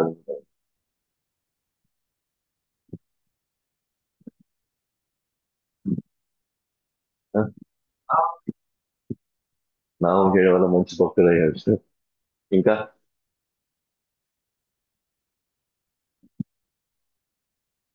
ఇంత వినయంగా ఉన్నాడు. ఇంకా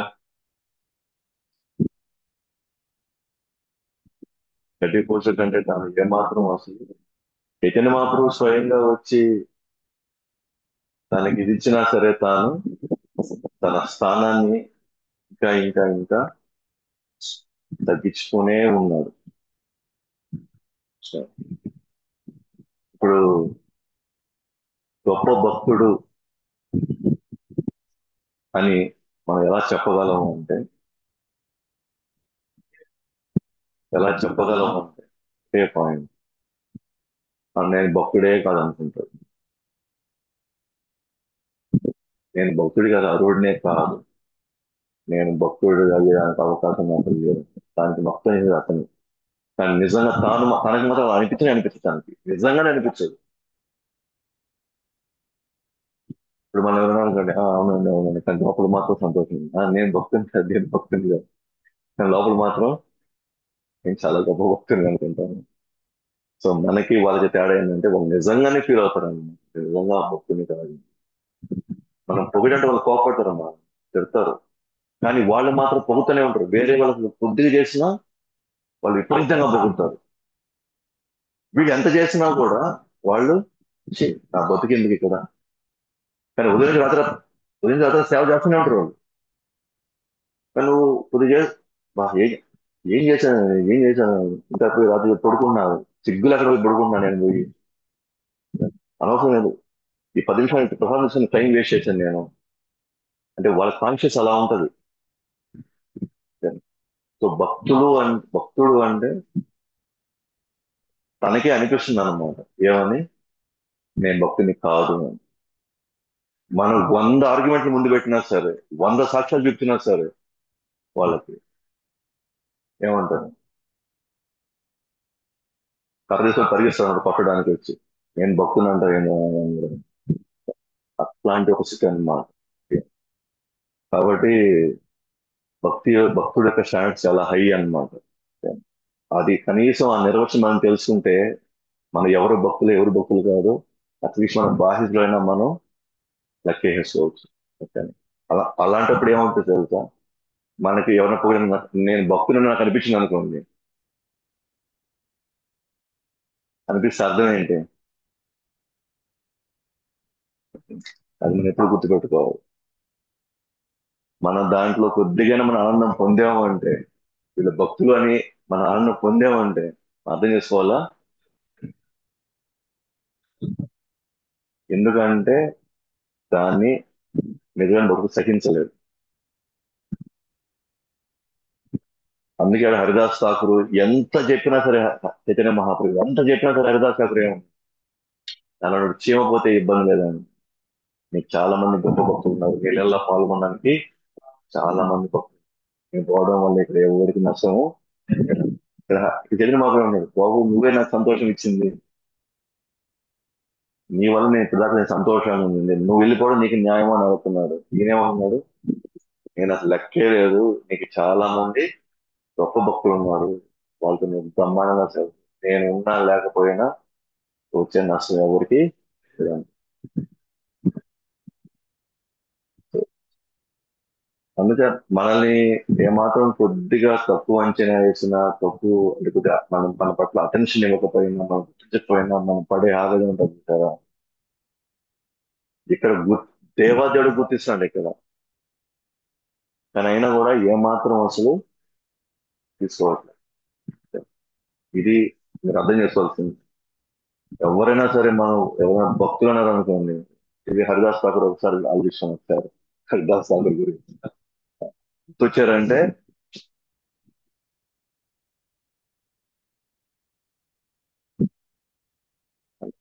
జనరల్ ఇక్కడ అంటే ఒక 10 గుళ్ళు పోయినా అబ్బా ఒక భక్తుల అబ్బాయి ఈయన అంటారు.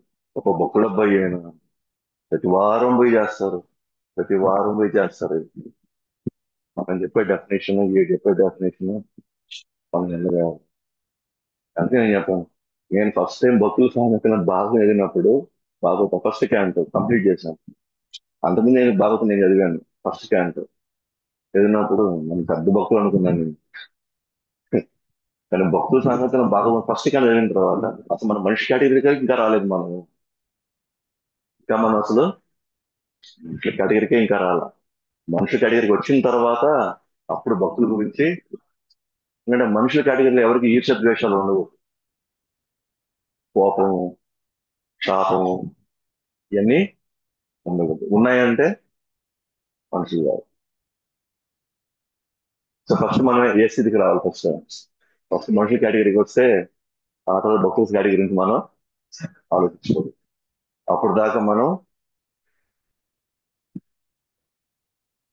భాగవతం ఫస్ట్ క్యాండిల్ కాదు నాకు నాకు నాకు జెన్యున్ గా అనిపించిన ఇది నాది. నేను చాలా హై అనుకుంటున్నాను కానీ మనం అసలు ఏం చేయడం లేదు ఇక్కడ. అట్లీస్ట్ మనం ఫస్ట్ అసలు మనుషులుగా ఎదిగితే చాలు. మిగతా సంగతి తర్వాత అంటే ఇతరులను చూసి కొంచెం జాలి కొంచెం దయ, ఆ, వాళ్ళతో కొద్దిగా వాళ్ళతో కొంచెం ప్రేమగా పంచుకోవడం వాళ్ళతో కొంచెం ప్రేమగా ఉండడం కనీసం మన చేతికి వస్తే అట్లీస్ట్ మనం మనిషి కెరీర్లోకి వచ్చినట్టు. లేకపోతే ఇంకా మనం చాలా దూరం ఉంది ప్రయాణం. ఓకే. కాబట్టి క- ఆ కోరిక విన్నటువంటి హరిదాస్ ఠాకూర్ కోరిక అయిన తర్వాత చైతన్య మహాప్రభు వచ్చి ఒక పెద్ద కీర్తన చేస్తాడు. ఆ కీర్తన నడుమ హరిదాస్ ఠాకూర్ కోరిక మేరకు ఆయన కోరుకున్నట్టుగానే తన పాదాన్ని ఆయన గుండెల మీద ఆయన ఛాతి మీద పెట్టుకొని ఆయన యొక్క ప్రాణాల్ని వదిలి ఆ చైతన్య హరిదాస్ ఠాకూర్ కోరుకున్నట్టుగా ఎగ్జాక్ట్ గా దీన్నే పోలుస్తారు అనమాట. భీష్ముడు ఎలాగైతే మరణించాడో హరిదాస్ ఠాకూర్ కూడా అలాగే మరణించాడు. భీష్ముడు కోరుకుంది కూడా ఇది. పల ఉత్తరాయణ సమయంలో పల టైంలో కృష్ణుడు నా ఎదురుగా ఉండాలా, నేను ఆయన ముఖార విందాన్ని చూస్తూ నా ప్రాణం వదలాలని ఏదైతే ఆయన డిసైడ్ అయ్యి ఆ విధంగానే తాను తన ప్రాణం వదిలాడో హరిదాస్ ఠాకూర్ కూడా ఎగ్జాక్ట్ గా అదే విధంగా కోరుకున్నట్టుగానే చైతన్య మహాప్రభు చేశాడు. ఆ తర్వాత చైతన్య మహాప్రభు చాలా భావోద్వేగంలో చాలా నృత్యం చేశాడు అనమాట. కీర్తన చేశాడు. అందరి చేత కీర్తన చేయించాడు. నృత్యం చేయించాడు అనమాట అన్న వాళ్ళందరితో. ఆ తర్వాత స్వయంగా తానే తీసుకొని వెళ్ళి తన చేతిలో తీసుకొని వెళ్ళి ఆ, సముద్రంలో తీసుకెళ్ళి సముద్రంలో బాగా తన శరీరాన్ని కడిగి పెద్ద గింత తవ్వి ఆ తర్వాత ఆయన లోపల పెట్టి అందరి చేత పూడ్చి అందరిని వేయమంటాడు, మట్టి వేయమంటాడు అందరు చేసే తర్వాత అంతా హరినామం వేసి గట్టిగా ఇంకా ఆడ నుంచి పెద్ద కీర్తన చేసుకుంటా సింహద్వారం దగ్గరికి వస్తారనమాట. జగన్నాథుడి టెంపుల్ సింహద్వారం దగ్గరికి వచ్చిన తర్వాత తానే గుడ్డేసి తాను అడుక్కుంటాడు అనమాట. ఏమని మేము ఈయన చనిపోయిన సందర్భంగా మేము పెద్ద ఆ, అన్నదానం లేకపోతే ప్రసాద వితరణ లేకపోతే పెద్ద కార్యక్రమం జరుగుతుంది. దానికి మీరందరూ సహకరించాలని చెప్పి సింహద్వారం దగ్గర తానే కూర్చొని తానే అడుక్కున్నాడు. చైతన్య మహాప్రభు అడుక్కుంటాడు. ఓకేనా? అప్పుడు ఆ ఉన్నటువంటి వాళ్ళందరూ కూడా షాప్స్ లో ఉండే వాళ్ళంతా కూడా వాళ్ళకి వచ్చిందంతా కూడా వాళ్ళు ఒప్పిస్తారా అనమాట. ఆ తర్వాత దాన్ని వండి ఇచ్చేసి వచ్చిన వాళ్ళందరూ కూడా పంచుతారన్నమాట. సో సో అదేంటంటే భగవంతుడే స్వయంగా వచ్చి భక్తుల యొక్క కార్యక్రమం చేశారు. సో చాలా సందర్భాల్లో మనం అనుకోవచ్చు అంటే నేను హరినామం చేస్తున్నాను, ఇట్లా చేస్తాను అంత చేస్తున్నాను, ఇది చేసిన లాస్ట్ లో భగవంతుడు నిజంగానే మన వైపు వస్తాడా, అసలు నిజంగా మన సైడ్ చూస్తాడా, నిజంగా మన గురించి అంత పట్టించుకుంటాడా, ఈ వేల కోట్ల మందిలో మనం చేసేది ఎంత మాత్రం, మనం చేసేది ఏ మాత్రం అసలు అని అనుకుని ఒకసారి మనకి డౌట్ రావచ్చు, అదే సందేహం రావచ్చు. 100% మనం ఆయన గురించి ఆలోచించాల్సిన అవసరం లేదు. ఆయన ఇచ్చిన మాట ప్రకారంగా ఖచ్చితంగా తాను చిన్న శాస్త్రం ఇచ్చిన మాట ప్రకారం తాను వచ్చి చేస్తాడు.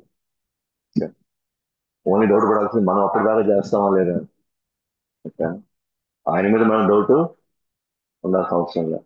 అప్పటిదాకా మనకి ఏ మాయ కమ్ముకోకుండా, ఓకే, చివరి దాకా ఆ, ఉండగలవో లేదో, మధ్యలో దేనికి ప్రభావితం అవుతాము, ఏ అహంకారం వల్ల, ఏ గర్వం వల్ల మనం తట్టుకోలేక, మనం భరించలేక మనం ఉంటాము, వెళ్ళిపోతాం తెలియదు. ఇంకా శిల ప్రభావం అంటారు.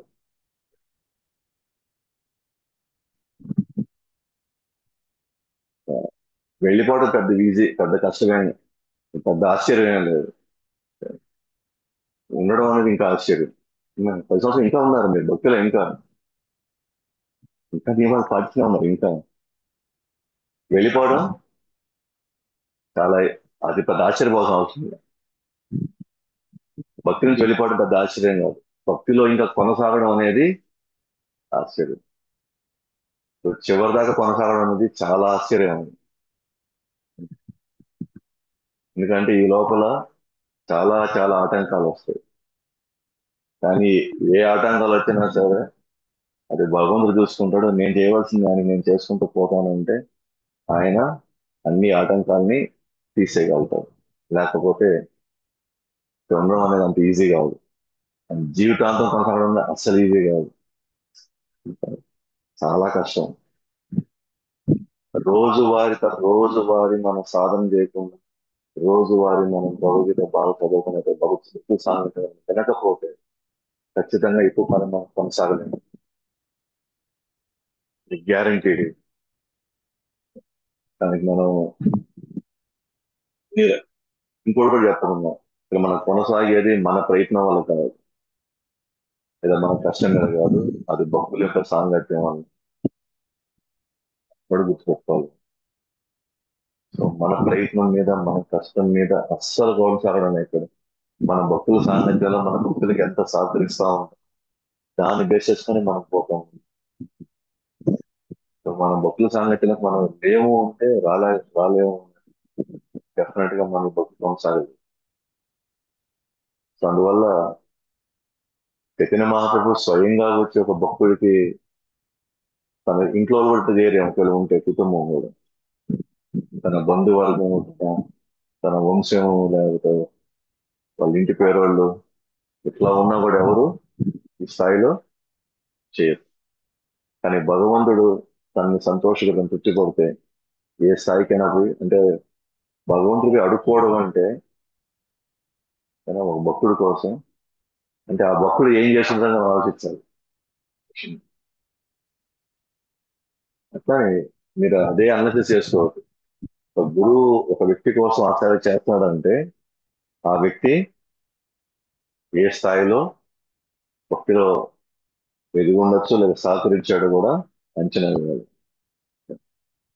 మనం ఇంత డబ్బు ఇచ్చి లేదా ఇంత చేసి మన వైపు అటువంటి అప్రిషియేషన్ రాలేదు అని అంటే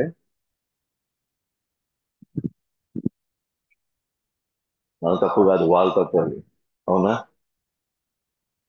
మనం చాలా చేసాం, కానీ వీళ్ళ దగ్గర నుంచి ఎవరి దగ్గర మనకి గుర్తింపు రాదనుకోండి, తప్పు ఎవరిది? అదే నా క్వశ్చన్ అర్థమైంది. మనం చాలా చేసాం, ఆ, చాలా చేసాం మనం, కానీ ఇక్కడ ఎవరు గుర్తించలేదు అనుకోండి, అర్థమైంది, వాళ్ళ తప్పు. ఏమో.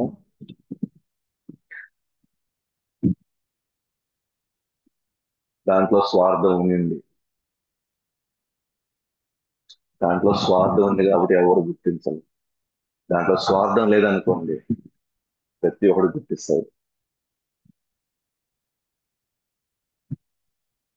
సో వాళ్ళ అందరిలో నుంచి మనకి రాలేదనుకోండి, మనకంటే ఎంత చేశాను గుర్తించాను, నేను ఎంత చూశాను, ఎంత చేశాను, అలా చేశాను, ఇలా చేశాను. ఎందుకంటే ఏ హృదయం అయినా సరే చేసిన దానికి స్పందిస్తుంది. అంత కష్టం అలా కనబడలేదంటే ఆ కష్టం వెనకాల స్వార్థం ఉంది.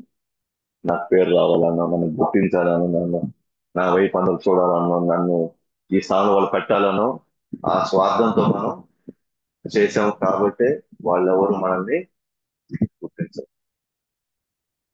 దాంట్లో స్వార్థం లేదనుకోండి, మనం ఏది మనం ఇవ్వలే అక్కడ. మనం చేసేటువంటి సేవ ప్రతి ఒక్కరు గుర్తించి మనం అర్థం చేసుకుంటారు. ఇది సహజం ఇది. మనం దాని గురించి ప్రత్యేకంగా మనం చెప్పుకోవాల్సిన అవసరం లేదు. ప్రత్యేకంగా మనం అసలు చూపించుకోవాల్సిన అవసరం లేదు. ఇది సత్యం ఇది.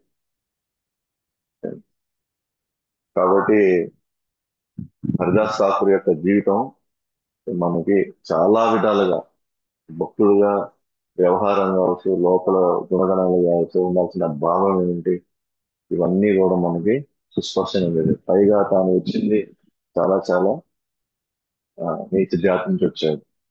అయినప్పటికీ కూడా చైతన్య మహాప్రభు ఆ వ్యక్తికి ఉన్నతమైనటువంటి ఆ, కార్యం చేసి దగ్గరుండి వైకుంఠానికి గోలోకానికి పంపించాడు. అది మనం నేర్పించాం. సో ఇక్కడ మనం ఫోటోస్ లో మనం చూడొచ్చు. ఆ, అది పెట్టున్నాను ఇక్కడ. ఆ, ఆ, సిద్ధ బకుల అనేటువంటి ఆ చెట్టు. ఆ చెట్టు ఏ విధంగా మొత్తం త్వరలు అయిపోయింది. సో ఇదంతా కూడా మీకు కనబడుతుంది అనమాట. సో దీని తర్వాత మీరు రికార్డింగ్ చూసుకోవచ్చు వీడియో. నెక్స్ట్ వచ్చింది గంభీర. సో గంభీర వచ్చేసి ఆఖరి సంవత్సరాలు, అంటే లాస్ట్ 6 సంవత్సరాలు చైతన్య మహాప్రభు, నేను చెప్పాను కదా, ఫస్ట్ 24 సంవత్సరాలు పూరిలో ఉన్నాడు. ఫస్ట్ 6 సంవత్సరాలు ఏం చేశాడు? పూరిని దాటి యాత్రలు చేశాడు. నెక్స్ట్ 18 సంవత్సరాల్లో పూరిలోనే ఉన్నాడు, కానీ పూరిలో తిరుగుతూనే ఉన్నాడు. భక్తులు కలుసుకోవడం, నగర కీర్తనం చేయడం, వాళ్ళ ఇంటికి వీళ్ళ ఇంటికి ఆహ్వానిస్తే వెళ్ళి వాళ్ళ వాళ్ళ ఆహ్వానాన్ని మన్నించి వాళ్ళ ఇంటికి వెళ్ళి అక్కడ కావాల్సినటువంటి కార్యాలు చేయడం. కానీ లాస్ట్ 6 ఇయర్స్ మాత్రం ఈ ఇంటిని అసలు వదలలేదు. గంభీర గంభీర అనేది కాశీ మిశ్రా ఇల్లు అనమాట. కాశీ మిశ్రా చెప్పాను మొత్తం. కాశీ మిశ్రా వచ్చి ఇన్ఛార్జ్ మందిరానికి. అదే అది కాశీ మిశ్రా ఇల్లు అది. గంభీర అంటే చాలా లోతైనటువంటి సన్నివేశాలు అక్కడ జరిగినాయి. చాలా గంభీరంగా అంటే ఉంటాం, చాలా గంభీరంగా ఉంటాడు. గంభీరంగా అంటే చాలా లోతైన మనిషి అని, లోతైనటువంటి భావన కలిగిన వాడు. గంభీరంగా. సో ఇక్కడ 6 సంవత్సరాలు ఈ ఇల్లే దాటలేదు. ఇక్కడ మహాప్రభు ఇల్లు దాటు. దీని పేరు ఇప్పుడు రాధాకాంత మఠ్ అని అంటారు, లేదా కాశీ మిశ్రైల్ అంటారు, లేదా గంభీర అని అంటారు. సో యాక్చువల్లీ కాశీ మిశ్ర అన్న చెప్పినట్టుగానే టెంపుల్ ఇన్ఛార్జే కాదు, ప్రతాపరుద్ర మహారాజ్ యొక్క గురువు కూడా. మొదటి చరిత్ర మాత్రం ఫస్ట్ రాగానే ఎవరింట్లో ఉన్నాడు? సర్వం భట్టాచార్య ఇంట్లో ఉన్నాడు. గుర్తుందా? పూరిలో పరిగెత్తుకుంటూ వచ్చి మందిరంలో పడిపోగానే సర్వం భట్టాచార్య తీసుకొని వెళ్ళి వాళ్ళ ఇంట్లో పెట్టుకున్నాడు. ఆ తర్వాత సర్వం భట్టాచార్య స్వయంగా వెళ్ళి రాజుకి వెళ్ళి చెప్పడం, ఈయన సాధారణ సన్యాసి కాదు, ఇతను సాక్షాత్తు కృష్ణుడు ఇతను అని చెప్పి శాస్త్రాలని ముందు పెట్టి దాంట్లో ఉన్నటువంటి అనేక సాక్ష్యాలు తీసి రాజు చెప్తాను. అప్పుడు రాజు కూడా నమ్ముతాడు, ఎస్ ఈయన ఖచ్చితంగా కృష్ణుడే అని చెప్పేసి బాగా వివరించినప్పుడు కాశీ మిశ్రా ఇల్లుని చైతన్య మహాప్రభుకి అలాట్ చేశాడు. ఇక్కడ మీరు ఉండొచ్చు అని చెప్పేసి ఆయన చెప్తారు. అది దాంట్లో అక్కడ ఉండిన తర్వాత దక్షిణ భారతదేశ యాత్రకి వెళ్తాడు. వెళ్ళేసి మళ్ళీ వస్తాడు అనమాట. సో మళ్ళీ వచ్చిన తర్వాత అక్కడ రాధాకాంత విగ్రహాలు పూజ జరుగుతాయి అన్నమాట. రాధాకాంత రాధాకాంత అంటే కృష్ణుడు విగ్రహం పేరు రాధాకాంత. విగ్రహాల పూజలు అక్కడ జరుగుతాయి. యాక్చువల్లీ రాధాకాంత విగ్రహాలు ఫస్ట్ ఎక్కడ ఉంటాయి? జగన్నాథ్ మందిరంలో ఉంటాయి ఫస్ట్. కృష్ణుడు జగన్నాథ్ మందిరంలో ఉంటాడు. అయితే మందిరంలో ఉన్నప్పుడు ఏం జరిగిందంటే, ప్రసాదాలు పెడుతున్నారు కదా, అది జగన్నాథ్ అందడం లేదంట ప్రసాదాలు. అంటే ఆయనకి కొరత చేస్తున్నాయి ఆయనకి. ఆయన తినాలనుకున్నంత తినలేకపోతున్నాను. ఇది చూసి చూసి జగన్నాథుడు రాజు కళ్ళలోకి వచ్చి చెప్పాడు, ఈ రాధాకాంత్ ఉన్నాడు కదా మొత్తం తినేస్తున్నాడు, నాకు అది సరిగ్గా వాడు ముందు ఎన్నిక తీసేసేయండి నన్ను. ముందు రాజు మరుసటి రోజే ఆ విగ్రహాలు తీసే టైంలో కాశీ మిశ్రా వచ్చి ఆ విగ్రహాలు మా ఇంట్లో పెట్టుకుంటాను, నేను పూజ చేసుకుంటాను అని చెప్పి చెప్పాడు. సరే, అందువల్ల అవి కాశీ మిశ్రా ఇంటికి వచ్చాయన్నమాట. ఇంకొక వర్షం ఏం చెప్తారంటే, రాజే చెప్పాడు మీ ఇంట్లో పెట్టుకోండి, ఇట్లాంటి ఒక కళ నాకు వచ్చింది, జగన్నాథుడు నాకు వచ్చి చెప్పాడు కాబట్టి ఈ విగ్రహాన్ని మీ ఇంట్లో ఉండి మీరు స్వయంగా పూజించి కావాల్సినటువంటి కైంకర్యాలను మీరు చెయ్యండి, దానికి కావాల్సినవి కూడా నేను చూసుకుంటానని చెప్పి చెప్పాడు అన్నమాట రాజు. సో ఆ విధంగా రాధాకాంత విగ్రహాలు కాశీమిశ్ర ఇంట్లోకి వచ్చాయన్నమాట. అప్పటి నుంచి కాశీమిశ్ర ఆయన చూసుకుంటున్నాడు అనమాట, విగ్రహాలను కూడా చూసుకుంటున్నాడు. ఆ తర్వాత నెక్స్ట్ వచ్చిన ఇన్ఛార్జ్ ఎవరు అంటే గోపాల్ గురు. గోపాల్ గురు అంటే కాశీమిశ్ర యొక్క శిష్యుడు అనమాట. అతను నెక్స్ట్ వచ్చి రాధారాణి ప్లస్ లలితాదేవి వాళ్ళ విగ్రహాలు పెడతారు అనమాట రాధాకాంత పక్కనే. ఇక్కడ మామూలుగా రాధారాణి విగ్రహాలు ఎప్పుడు నల్లగా ఉండవు, ఇవన్నీ మనకు తెలుసు కదా.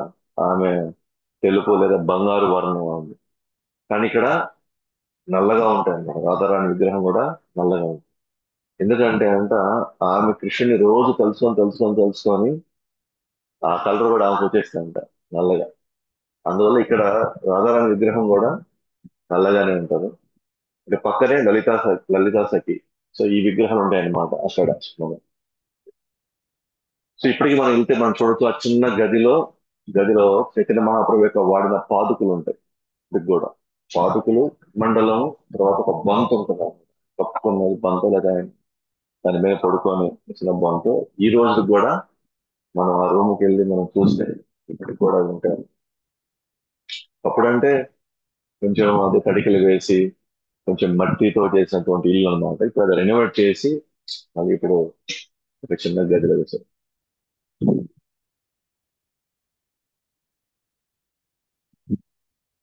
సో తర్వాత అదే ఆ ఆ మం- ఆ మందిరంలో అదే అక్కడే ఆయన 12 సంవత్సరాలు చెప్పాను కదా, లాస్ట్ ఫస్ట్ నుంచి అక్కడే ఉన్నాడు. కానీ చుట్టూ తిరుగుతూ కీర్తన చేసుకుంటూ బయట ప్రచారం చేసుకుంటూ వచ్చేవాడు. బట్ లాస్ట్ 6 సంవత్సరాలు మాత్రమే అక్కడే ఉండిపోయాడు. అయితే ఆ 12 సంవత్సరాలు చైతన్య మహాప్రభు చాలా విరహ భావంలో తన లక్షణాలు ప్రదర్శించాడు అన్నమాట అక్కడ. అంటే రోజు ఆయనలో భావవేశాలు రావడం, తర్వాత ఆయనకి ఆ అష్ట సాత్విక వికారాలు, అంటే రోమాలు నిక్కబొడుచుకోవడం, కళ్ళలోంచి నీళ్లు కారిపోవడం, ఆనందంలో తన్మయత్వంలో ఆయన నృత్యం చేయడం, కీర్తనలు చేయడం, అలాంటివన్నీ కూడా వచ్చాయి. అంటే ఆయన ఎక్కడో కృష్ణుడి యొక్క రూపాన్ని మిస్ అవుతున్నాడు. బృందావనంలో కృష్ణుడి యొక్క రూపాన్ని మిస్ అవుతున్నాడు. ఎందుకంటే ఇక్కడ చూసే జగన్నాథుడు అది కృష్ణుడి యొక్క రూపం కాదు. ఆ ఆ లక్షణాలు లేవు. అది కృష్ణుడిని చూసే ఆ రూపాన్ని ఆయన విరహం, రోజు చూడాలి అనేటువంటి ఆ దర్శనం చెయ్యాలి అనేటువంటి ఆ భావన అవుతున్నాయి. అప్పుడు కాశీ మిశ్ర ఉన్నాడు ఉండి విగ్రహాలు పూజిస్తున్నాడు కదా. విగ్రహాలు పూజిస్తున్న తర్వాత ఆయన కూడా సంతానం లేరండి. సంతానం లేకపోవడం వల్ల కాశీ మిశ్ర ఏంటంటే ఇక మీదట ఆయన మిస్ అవుతున్నాడు కదా పూజ చేయడం.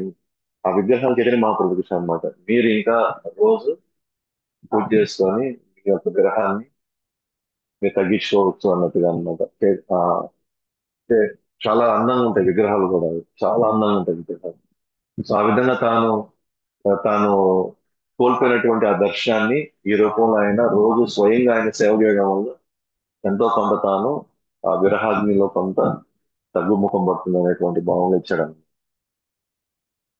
ఆ తర్వాత చైతన్య మహాప్రభు ఇంకా సేవ కూడా చేయలేని పరిస్థితుల్లో, అంటే చాలా అంటే ఈ విరహ భావములు, మహా ప్రకాశ భావాలు ఇవన్నీ వచ్చినప్పుడు ఇంకా అంటే ఆ టైం వచ్చినప్పుడు తాను ఏం చేసినా తనకే తెలియదు.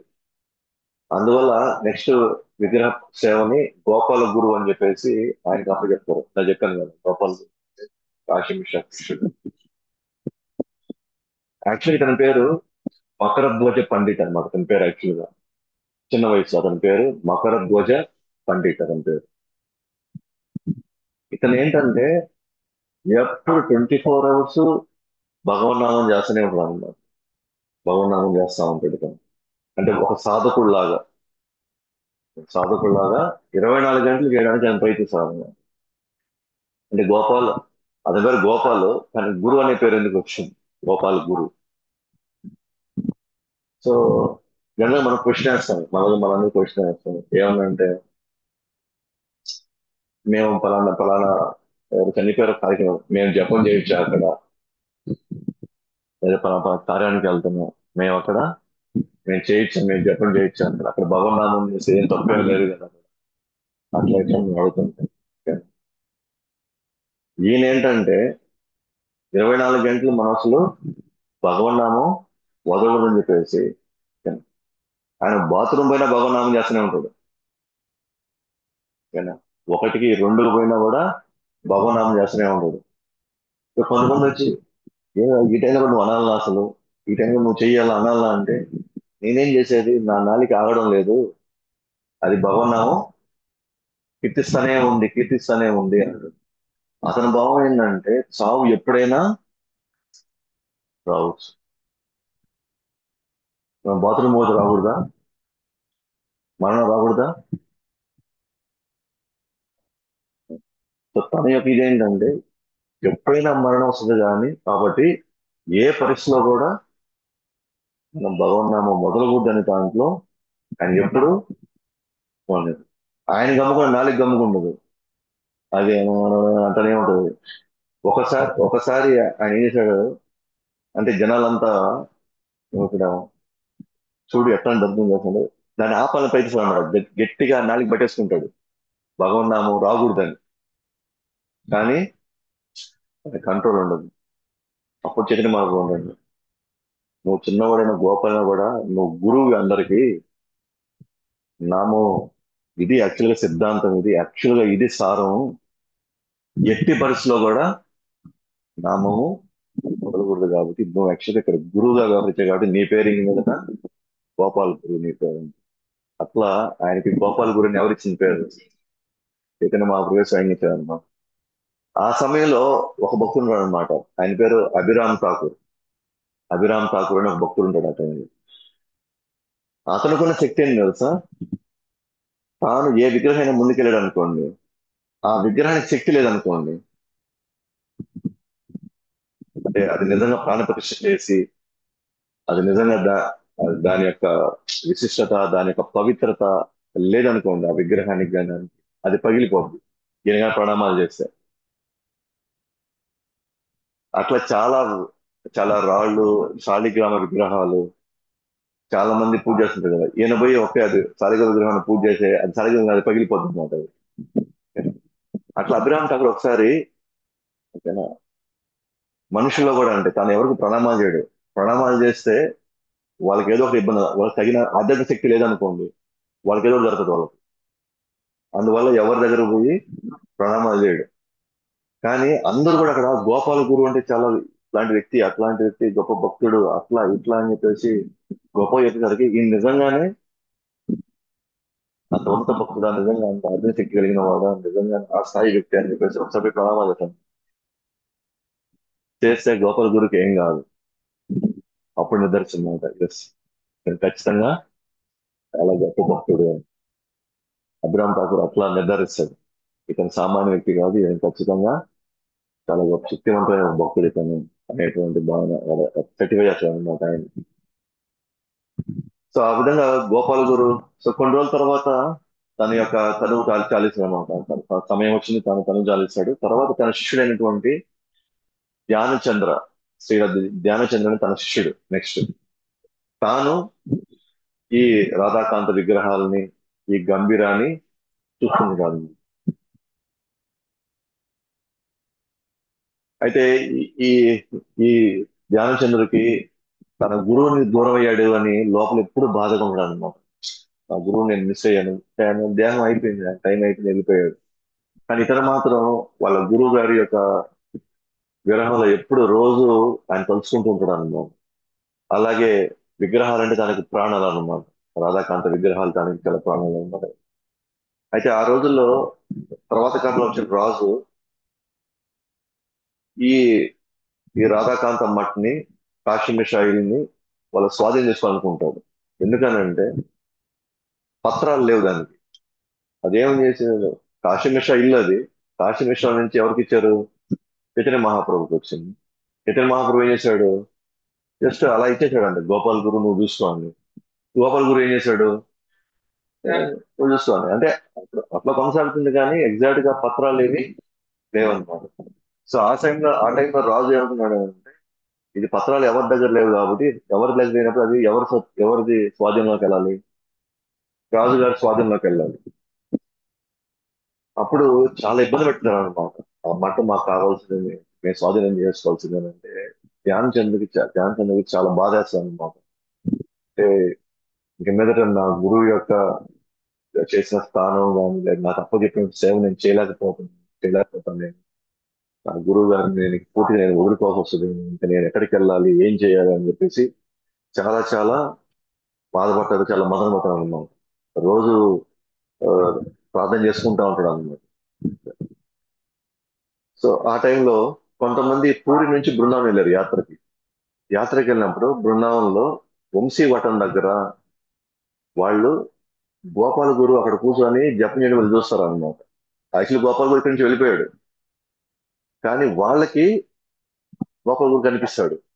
బృందావనంలో వంశీవటం దగ్గర ఆయన కూర్చొని చేస్తుంది. వీళ్ళు అది చూసి పూరికి వచ్చి ధ్యానం చెప్తారు అనమాట. వచ్చి గోపాల గురిని అక్కడ చూసాము, బృందావనంలో చూసాము, వాళ్ళ వంశీవటం దగ్గర ఆయన కూర్చొని తాను ఆ భజన చేస్తా ఉన్నాడు తాను అని చెప్పేసాను. కానీ ఇతనికి నిజమా కాదా ఒకటి, నిజమైతే తన ఆనందానికి ఇంకా హద్దులు, ఇంకా అవధులు లేదు. అప్పుడు ఆ, వెంటనే ఇంకా బృందావనం పరిగెత్తి వెళ్ళి అక్కడికి వెళ్ళేసరికి నిజంగా చేసే గోపాల్ గురువు ఉంటాడు అక్కడ. గోపాల్ గురువు ఉండేసరికి ఆయన అంటాడు అనమాట, దయచేసి మీరు పూరికి వచ్చేసేయండి, మీరు లేకుండా నేను అక్కడ ఉండలేకపోతున్నాను.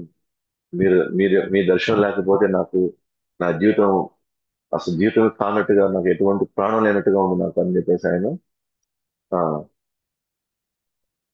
ఆ, వేడుకుంటాడు అనమాట. కానీ గోపాల్ గురు అంటాడు, లేదు, ఇంకా నేను బృందావనంలోనే నేను ఉండదలుచుకున్నాను, నేను ఇంకా పోయి రాజు అంటే అప్పుడు అక్కడ ఉన్న పరిస్థితులను చెప్పాడు. ఏ విధంగా రాజు వచ్చి ఈ విధంగా మొత్తం మఠాన్ని మొత్తం తీసుకోవాలనుకుంటున్నాడు. సో మీ నుంచి నాకు దూరం చేస్తున్నారు, నా పరిస్థితి ఇలా ఉంది. మీరు ఎలా ఇక్కడ దర్శనం మీరు అడిగి రానంటున్నారు, మరి నా పరిస్థితి ఏంటి అన్నప్పుడు అప్పుడు ఆయన అంటాడు అనమాట, మీరు వేప చెట్టు తీసుకొని ఆ వేప చెట్టు నుంచి నా విగ్రహాన్ని నువ్వు తయారు చేసుకో. నా విగ్రహాన్ని నువ్వు తయారు చేసుకొని నువ్వు రోజు నన్ను మిస్ కాకుండా నువ్వు రోజు నన్ను అక్కడ దర్శనం చేసుకోవచ్చు. నాకు చెప్పాలనుకునేది నాకు ఏది నాకు వివరించాలనుకున్నావు నువ్వు అన్ని కూడా నువ్వు వివరించుకోవచ్చు. అలాగే రోజు అలాగే నువ్వు కామ్గా ఉండు, నేను రాజుకి చెప్తాను, రాధాకాంతం మట్టం వైపు రాకుండా కూడా నేను చూసుకుంటాను. నువ్వు చక్కగా వెళ్ళి ఇక నువ్వు చేయగలిగింది నువ్వు చేసుకుంటావు అని చెప్పేసి పంపిస్తాను. అందువల్ల ఇప్పటికి కూడా మనం వెళ్తే ఆ గోపాల్ గురు విగ్రహం ఉంటుంది. తర్వాత రాధాకాంతకి సమర్పించిన ప్రసాదం ఏదైతే ఉంటుందో నైవేద్యం అయిపోయిన తర్వాత గోపాల గురువుకి ప్రసాదం పెట్టి అది అందరికీ పంచుతారు ఇప్పటికి కూడా. సో ఆ విధంగా గంభీరాలో చైతన్య మహాప్రభు సంబంధించి, గోపాల్ గురు సంబంధించి అన్ని కూడా పిల్లలు చెప్పాను కదా. లాస్ట్ 6 సంవత్సరాలు అది చాలా చిన్న గది అన్నమాట. చైతన్య మహాప్రభు 6 అడుగులు ఉంటాడు. ఆ ఆ చిన్న గదిలో అంటే ఆధ్యాత్మిక ఆనందంలో పరాకాష్ట, అంటే మాధుర్య భావం దాంట్లో పరాకాష్ట ఇది. ఏంటి అని అంటే ఆయన స్థితి ఎలా ఉంటుందంటే, కళ్ళు కృష్ణుని చూస్తుంది, చెవులు కృష్ణుడి గురించి వింటా ఉన్నాయి, ఫ్లూట్ వింటా ఉంది, నాలుక కృష్ణనామాన్ని జపిస్తా ఉంది, ముక్కు కృష్ణుడి నుంచి వచ్చేటువంటి ఆ సుగంధాలని చూస్తా ఉంది, ఆ వాసన చూస్తా ఉంది. తనకి ఎలా ఉంది అని అంటే ఆ స్థితిలో అన్ని ఎటు చూసినా కృష్ణుడు ఉన్నాడు. ప్రతి ఇంద్రియాన్ని కృష్ణుడు ఆకర్షిస్తున్నాడు. ప్రతి ఇంద్రియాన్ని కృష్ణుడు ఆకర్షిస్తున్నాడు. చైతన్య మహాప్రభు ఆ భావంలో ఎటు భావాలో అర్థం కావడంలో ఎటు పోవాలో అర్థం కాని స్థితిలో కళ్ళు కనిపిస్తున్నాయి కదా, కళ్ళు విపరీతంగా ఆలోచనలకి ఓ ఇడ కృష్ణుడు అని పెట్టి పరిగెత్తాడు అన్నమాట. ఆడిపోతే పోయి గోడ కొట్టుకుంటాడు. అయితే మళ్ళీ వెంటనే ఇటువైపు నుంచి కృష్ణుడు ఫ్లూట్ వినిపిస్తుంది. ఇటు వస్తుంది పరిగెత్తుకుంటూ వస్తుంది అన్నమాట కృష్ణుడు పట్టుకోవడానికి. ఆడపోయి ఆ గోడ కొట్టుకున్నాడు. అట్లా ఎన్నో రాత్రులు ఆ గోడ నుంచి రక్తం అట్లా ప్రవహించేది అన్నమాట. ఈయన చెవులో, ఈయన శరీరంలో నుంచి. వీళ్ళ భక్తు అంటే ఆయన గది నుంచి బయటికి తీసుకొని వస్తే ఎటు పోతాడో తెలియదు. ఎటు పోతాడో తెలియదు. ఎక్కడ పోయి ఏ పరిస్థితిలో ఉంటాడో కూడా తెలియదు. ఆయన కాపాడుకోలేము. లోపల ఉంటేనేమో అందుకే లోతైనటువంటి భావాలు చూసినటువంటి ఇల్లు అన్నమాట. అందుకే దాని పేరు గంభీర. జీవుడు ఈ స్థితికి వెళ్ళాలి, వెళ్తాడు. జీవుడు అంటే ఎవరు? ఆ ఆ స్థితికి వెళ్ళొచ్చు. అంటే కృష్ణుడు ప్రేమని 100% మునిగి తేలిన ఒక స్థితి అది. మనకు 1% చాలు మనకి. మన ప్రపంచాన్ని మర్చిపోతున్నాం. 1% చాలు. సో అలాంటి ఆ స్థాయిది అనమాట అది. అంటే అంత తీవ్రమైనటువంటి భావాలు చూసిన ఇల్లు అనమాట అది. ఇప్పటికీ 24 అవర్స్ నామ సంకీర్తన చేస్తూనే ఉంటారు అక్కడ. 24 అవర్స్, 500 సంవత్సరాల నుంచి ఇప్పుడు కూడా రాత్రి కూడా జరుగుతూనే ఉంటది. అయితే పెద్ద లెవెల్ సౌండ్ ఏం రాదు. ఒక వ్యక్తి కూర్చొని నామ సంకీర్తన చేస్తా ఉంటాడు. ఎవరో ఒకరు వచ్చి అక్కడ చేస్తూనే ఉంటారు. అక్కడ గోవింద లీల ఒకటి లేదు. తన సేవకుడితో ఒక లీల ఉంటుంది అక్కడ. ఇతను చైతన్య మహాప్రభు ఆ విరహ భావంలో అరిచి అలిసిపోయేసి అలా పడుకుండడం. ఇతను ఎట్లా ఉంటే చిన్న గది, తాను వచ్చేసి ఒక అడ్డంగా పడుకుంటాడు అనమాట.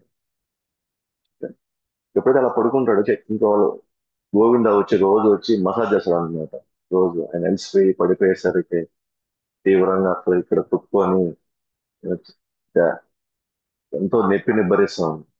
ఇంకా ఆయన అలా పడిపోయింటాడు, అంటే సొమ్మసిలు పడిపోయింటాడు. ఇదేం చేస్తాడు, ఒకసారి ఇట్లా అడ్డంగా పడిపోయేసరికి అటు నుంచి ఇటు దాటి మసాజ్ చేస్తాడు అనమాట. మసాజ్ చేస్తాడు. కొన్ని గంటలు చేస్తాడు అనమాట. చేసిన తర్వాత ఏదైనా మా ప్రభుని లేస్తాడు. నువ్వు ఎంతసేపు నుండి చేస్తున్నావు ఇక్కడ అన్నాడు. నేను ఇంచుమించు 10 గంటల నుంచి 12 గంటల దాకా నేను చేస్తూనే ఉన్నాను. ఎందుకు కొద్దిసేపు చేసి నువ్వు వెళ్ళిపోవచ్చు కదా అంటాడు. కొద్దిసేపు నువ్వే చేసావు, చేయకుండా వెళ్ళిపోవచ్చు కదా అంటే, మీరు అడ్డంగా పడుకో ఉన్నారు, నేను దాటకూడదు కదా. నేను "ఆ, మరి నేను అడ్డంగా పడుకుంటే అటు ఇటు అట్ట దాటావు, అటు నుంచి ఇటు ఎట్ట దాటావు, మరి అయిన తర్వాత ఇటు నుంచి అటు దాటొచ్చు కదా అంటే, అప్పుడు గోవింద్ అంటాడు, నేను సేవ కోసం దాటాను. సేవ కోసం కాబట్టి నేను దాటాను. ఇంకా సేవ లేకపోతే నేను దాటకూడదు కదా ఇప్పుడు. అంటే కృష్ణుడు సేవ కోసం అయితే ఏదైనా చేయొచ్చు. నేను వదిలేదైతే నేను దాటకూడదు. కాబట్టి నేడే ఉండిపోవాల్సి వచ్చింది. నేను చేసుకుంటా కూర్చున్నాను, ఇంకా అట్లానే ఉండిపోయాను. సో అందుకే ప్యూర్ ఇంటెన్షన్, నేను కృష్ణుడు సేవ కోసం అయితే ఇక్కడ ఏ ధర్మాన్ని పాటించాల్సిన అవసరం లేదు, ఏ నియమాన్ని పాటించాల్సిన అవసరం లేదు. అంతిమ అంతిమ సారం కృష్ణుడికి చేసే పని అయితే. అందుకే అక్కడ శ్లోకం వచ్చింది, సర్వధర్మ పరిత్యజ్య మాం ఏకం శరణం వ్రజ అహం త్వం సర్వ పాపేభ్యో మోక్షయిష్యామి. ఆయన ధర్మం పాటించేటప్పుడు ఒకవేళ ఏమైనా పాపాలు వస్తే ఆ పాపాలు ఇప్పుడు అంటే ఆయన దాటకూడదు మనిషిని. కానీ పాపం వచ్చింది, ఇప్పుడు పాపం తగులుతుంది అతనికి. ఎందుకని? సేవ కోసం దాటాడు కాబట్టి. ఆ తర్వాత ఒకవేళ ఉన్నాయేమో శాస్త్ర ప్రకారంగా ఆయనకి పాపం అంటుకుంటుంది. దాని గురించి మనం పట్టించుకోవాల్సిన అవసరం లేదు. ఎందుకంటే కృష్ణుడు దాన్ని ఆయన కంట్రోల్లో ఏం చేయాలో అది చేసేస్తాడు అది. సో ఆ విధంగా గోవింద లీలలు ఆ విధంగా ఉన్నాయన్నమాట. ఇట్లాంటి లీలలు చాలా జరుగుతాయి లోపల. సో ఇవన్నీ నిజంగా మనం బతికుండి ఆ ప్రదేశాలని చూడడం అనేది మన మన మన జన్మలో నిజంగా మన రాతలు అయి ఉన్నాయో లేదో మనకు తెలియదు అసలు. ఈరోజు శ్రీల ప్రభుపాలు వారి దయ వల్ల, సో ఆయన ఇచ్చినటువంటి ఈ సందేశాలు ఈ ఆదేశాలు, ఆయన ప్రచారం చేసిన ఈ భక్తి కారణంగా నేను ఒకటి బాగా అర్థం చేసుకోవాలి. యుగ యుగ ఈ యుగానికి అవతారం ఎవరు? చైతన్య మహాప్రభు. యుగ అవతారం చైతన్య మహాప్రభు. కానీ విచిత్రం ఏంటంటే 1% మంది కూడా తెలియదు ఈయన అవతారం అని. ఎందుకని యుగ అవతారం అని ఎందుకు అంటాము? ఎందుకంటే ఆయన యుగ ధర్మాన్ని ప్రచారం చేశాడు కాబట్టి. యుగ ధర్మం ఏంటి? హరినామ్. ఆయన ఉదయం నుంచి ఆయన అవతారమే యుగ ధర్మాన్ని ప్రచారం చేయడం. అలాంటి ఒక కృష్ణుడు అవతారాన్ని మనం ఆయన నడిచినటువంటి ఆ వీధుల్లో, ఆయన చేసినటువంటి ఆ కీర్తనలు, ఆయన చేసినటువంటి ఆ సందర్భంగా మనం వెళ్ళి రాకపోతుంది. జస్ట్ 5 సంవత్సరాలు అయింది. 5 సంవత్సరాలు అయింది. వేరే పోయిన యుగంలో అది జరిగింది అంతా. ఓకే. 1400 చిల్లర ముస్లిం రాజులు పాలించేటప్పుడు ఇంకా బ్రిటిషర్స్ రాలా. అటువంటి ప్లేస్.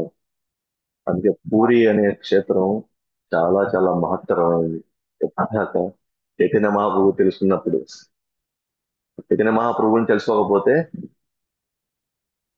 పూరికి ఇంక వేరే విశిష్టత లేదు. సో ఇది మనకి చాలా చాలా ఇంపార్టెంట్. చైతన్య మహాప్రభు తిరిగిన ప్లేసెస్ లో తన ఆఖరి సంవత్సరాలు గడపడం, ఆ యొక్క భావాలు ప్రదర్శించడం, గోస్వాములతో, సో తాను అక్కడన్ని అనేకమైనటువంటి బోధనలు చేయడం, సో వాళ్ళతో ఎన్నో లీలలు చేయడం అనేది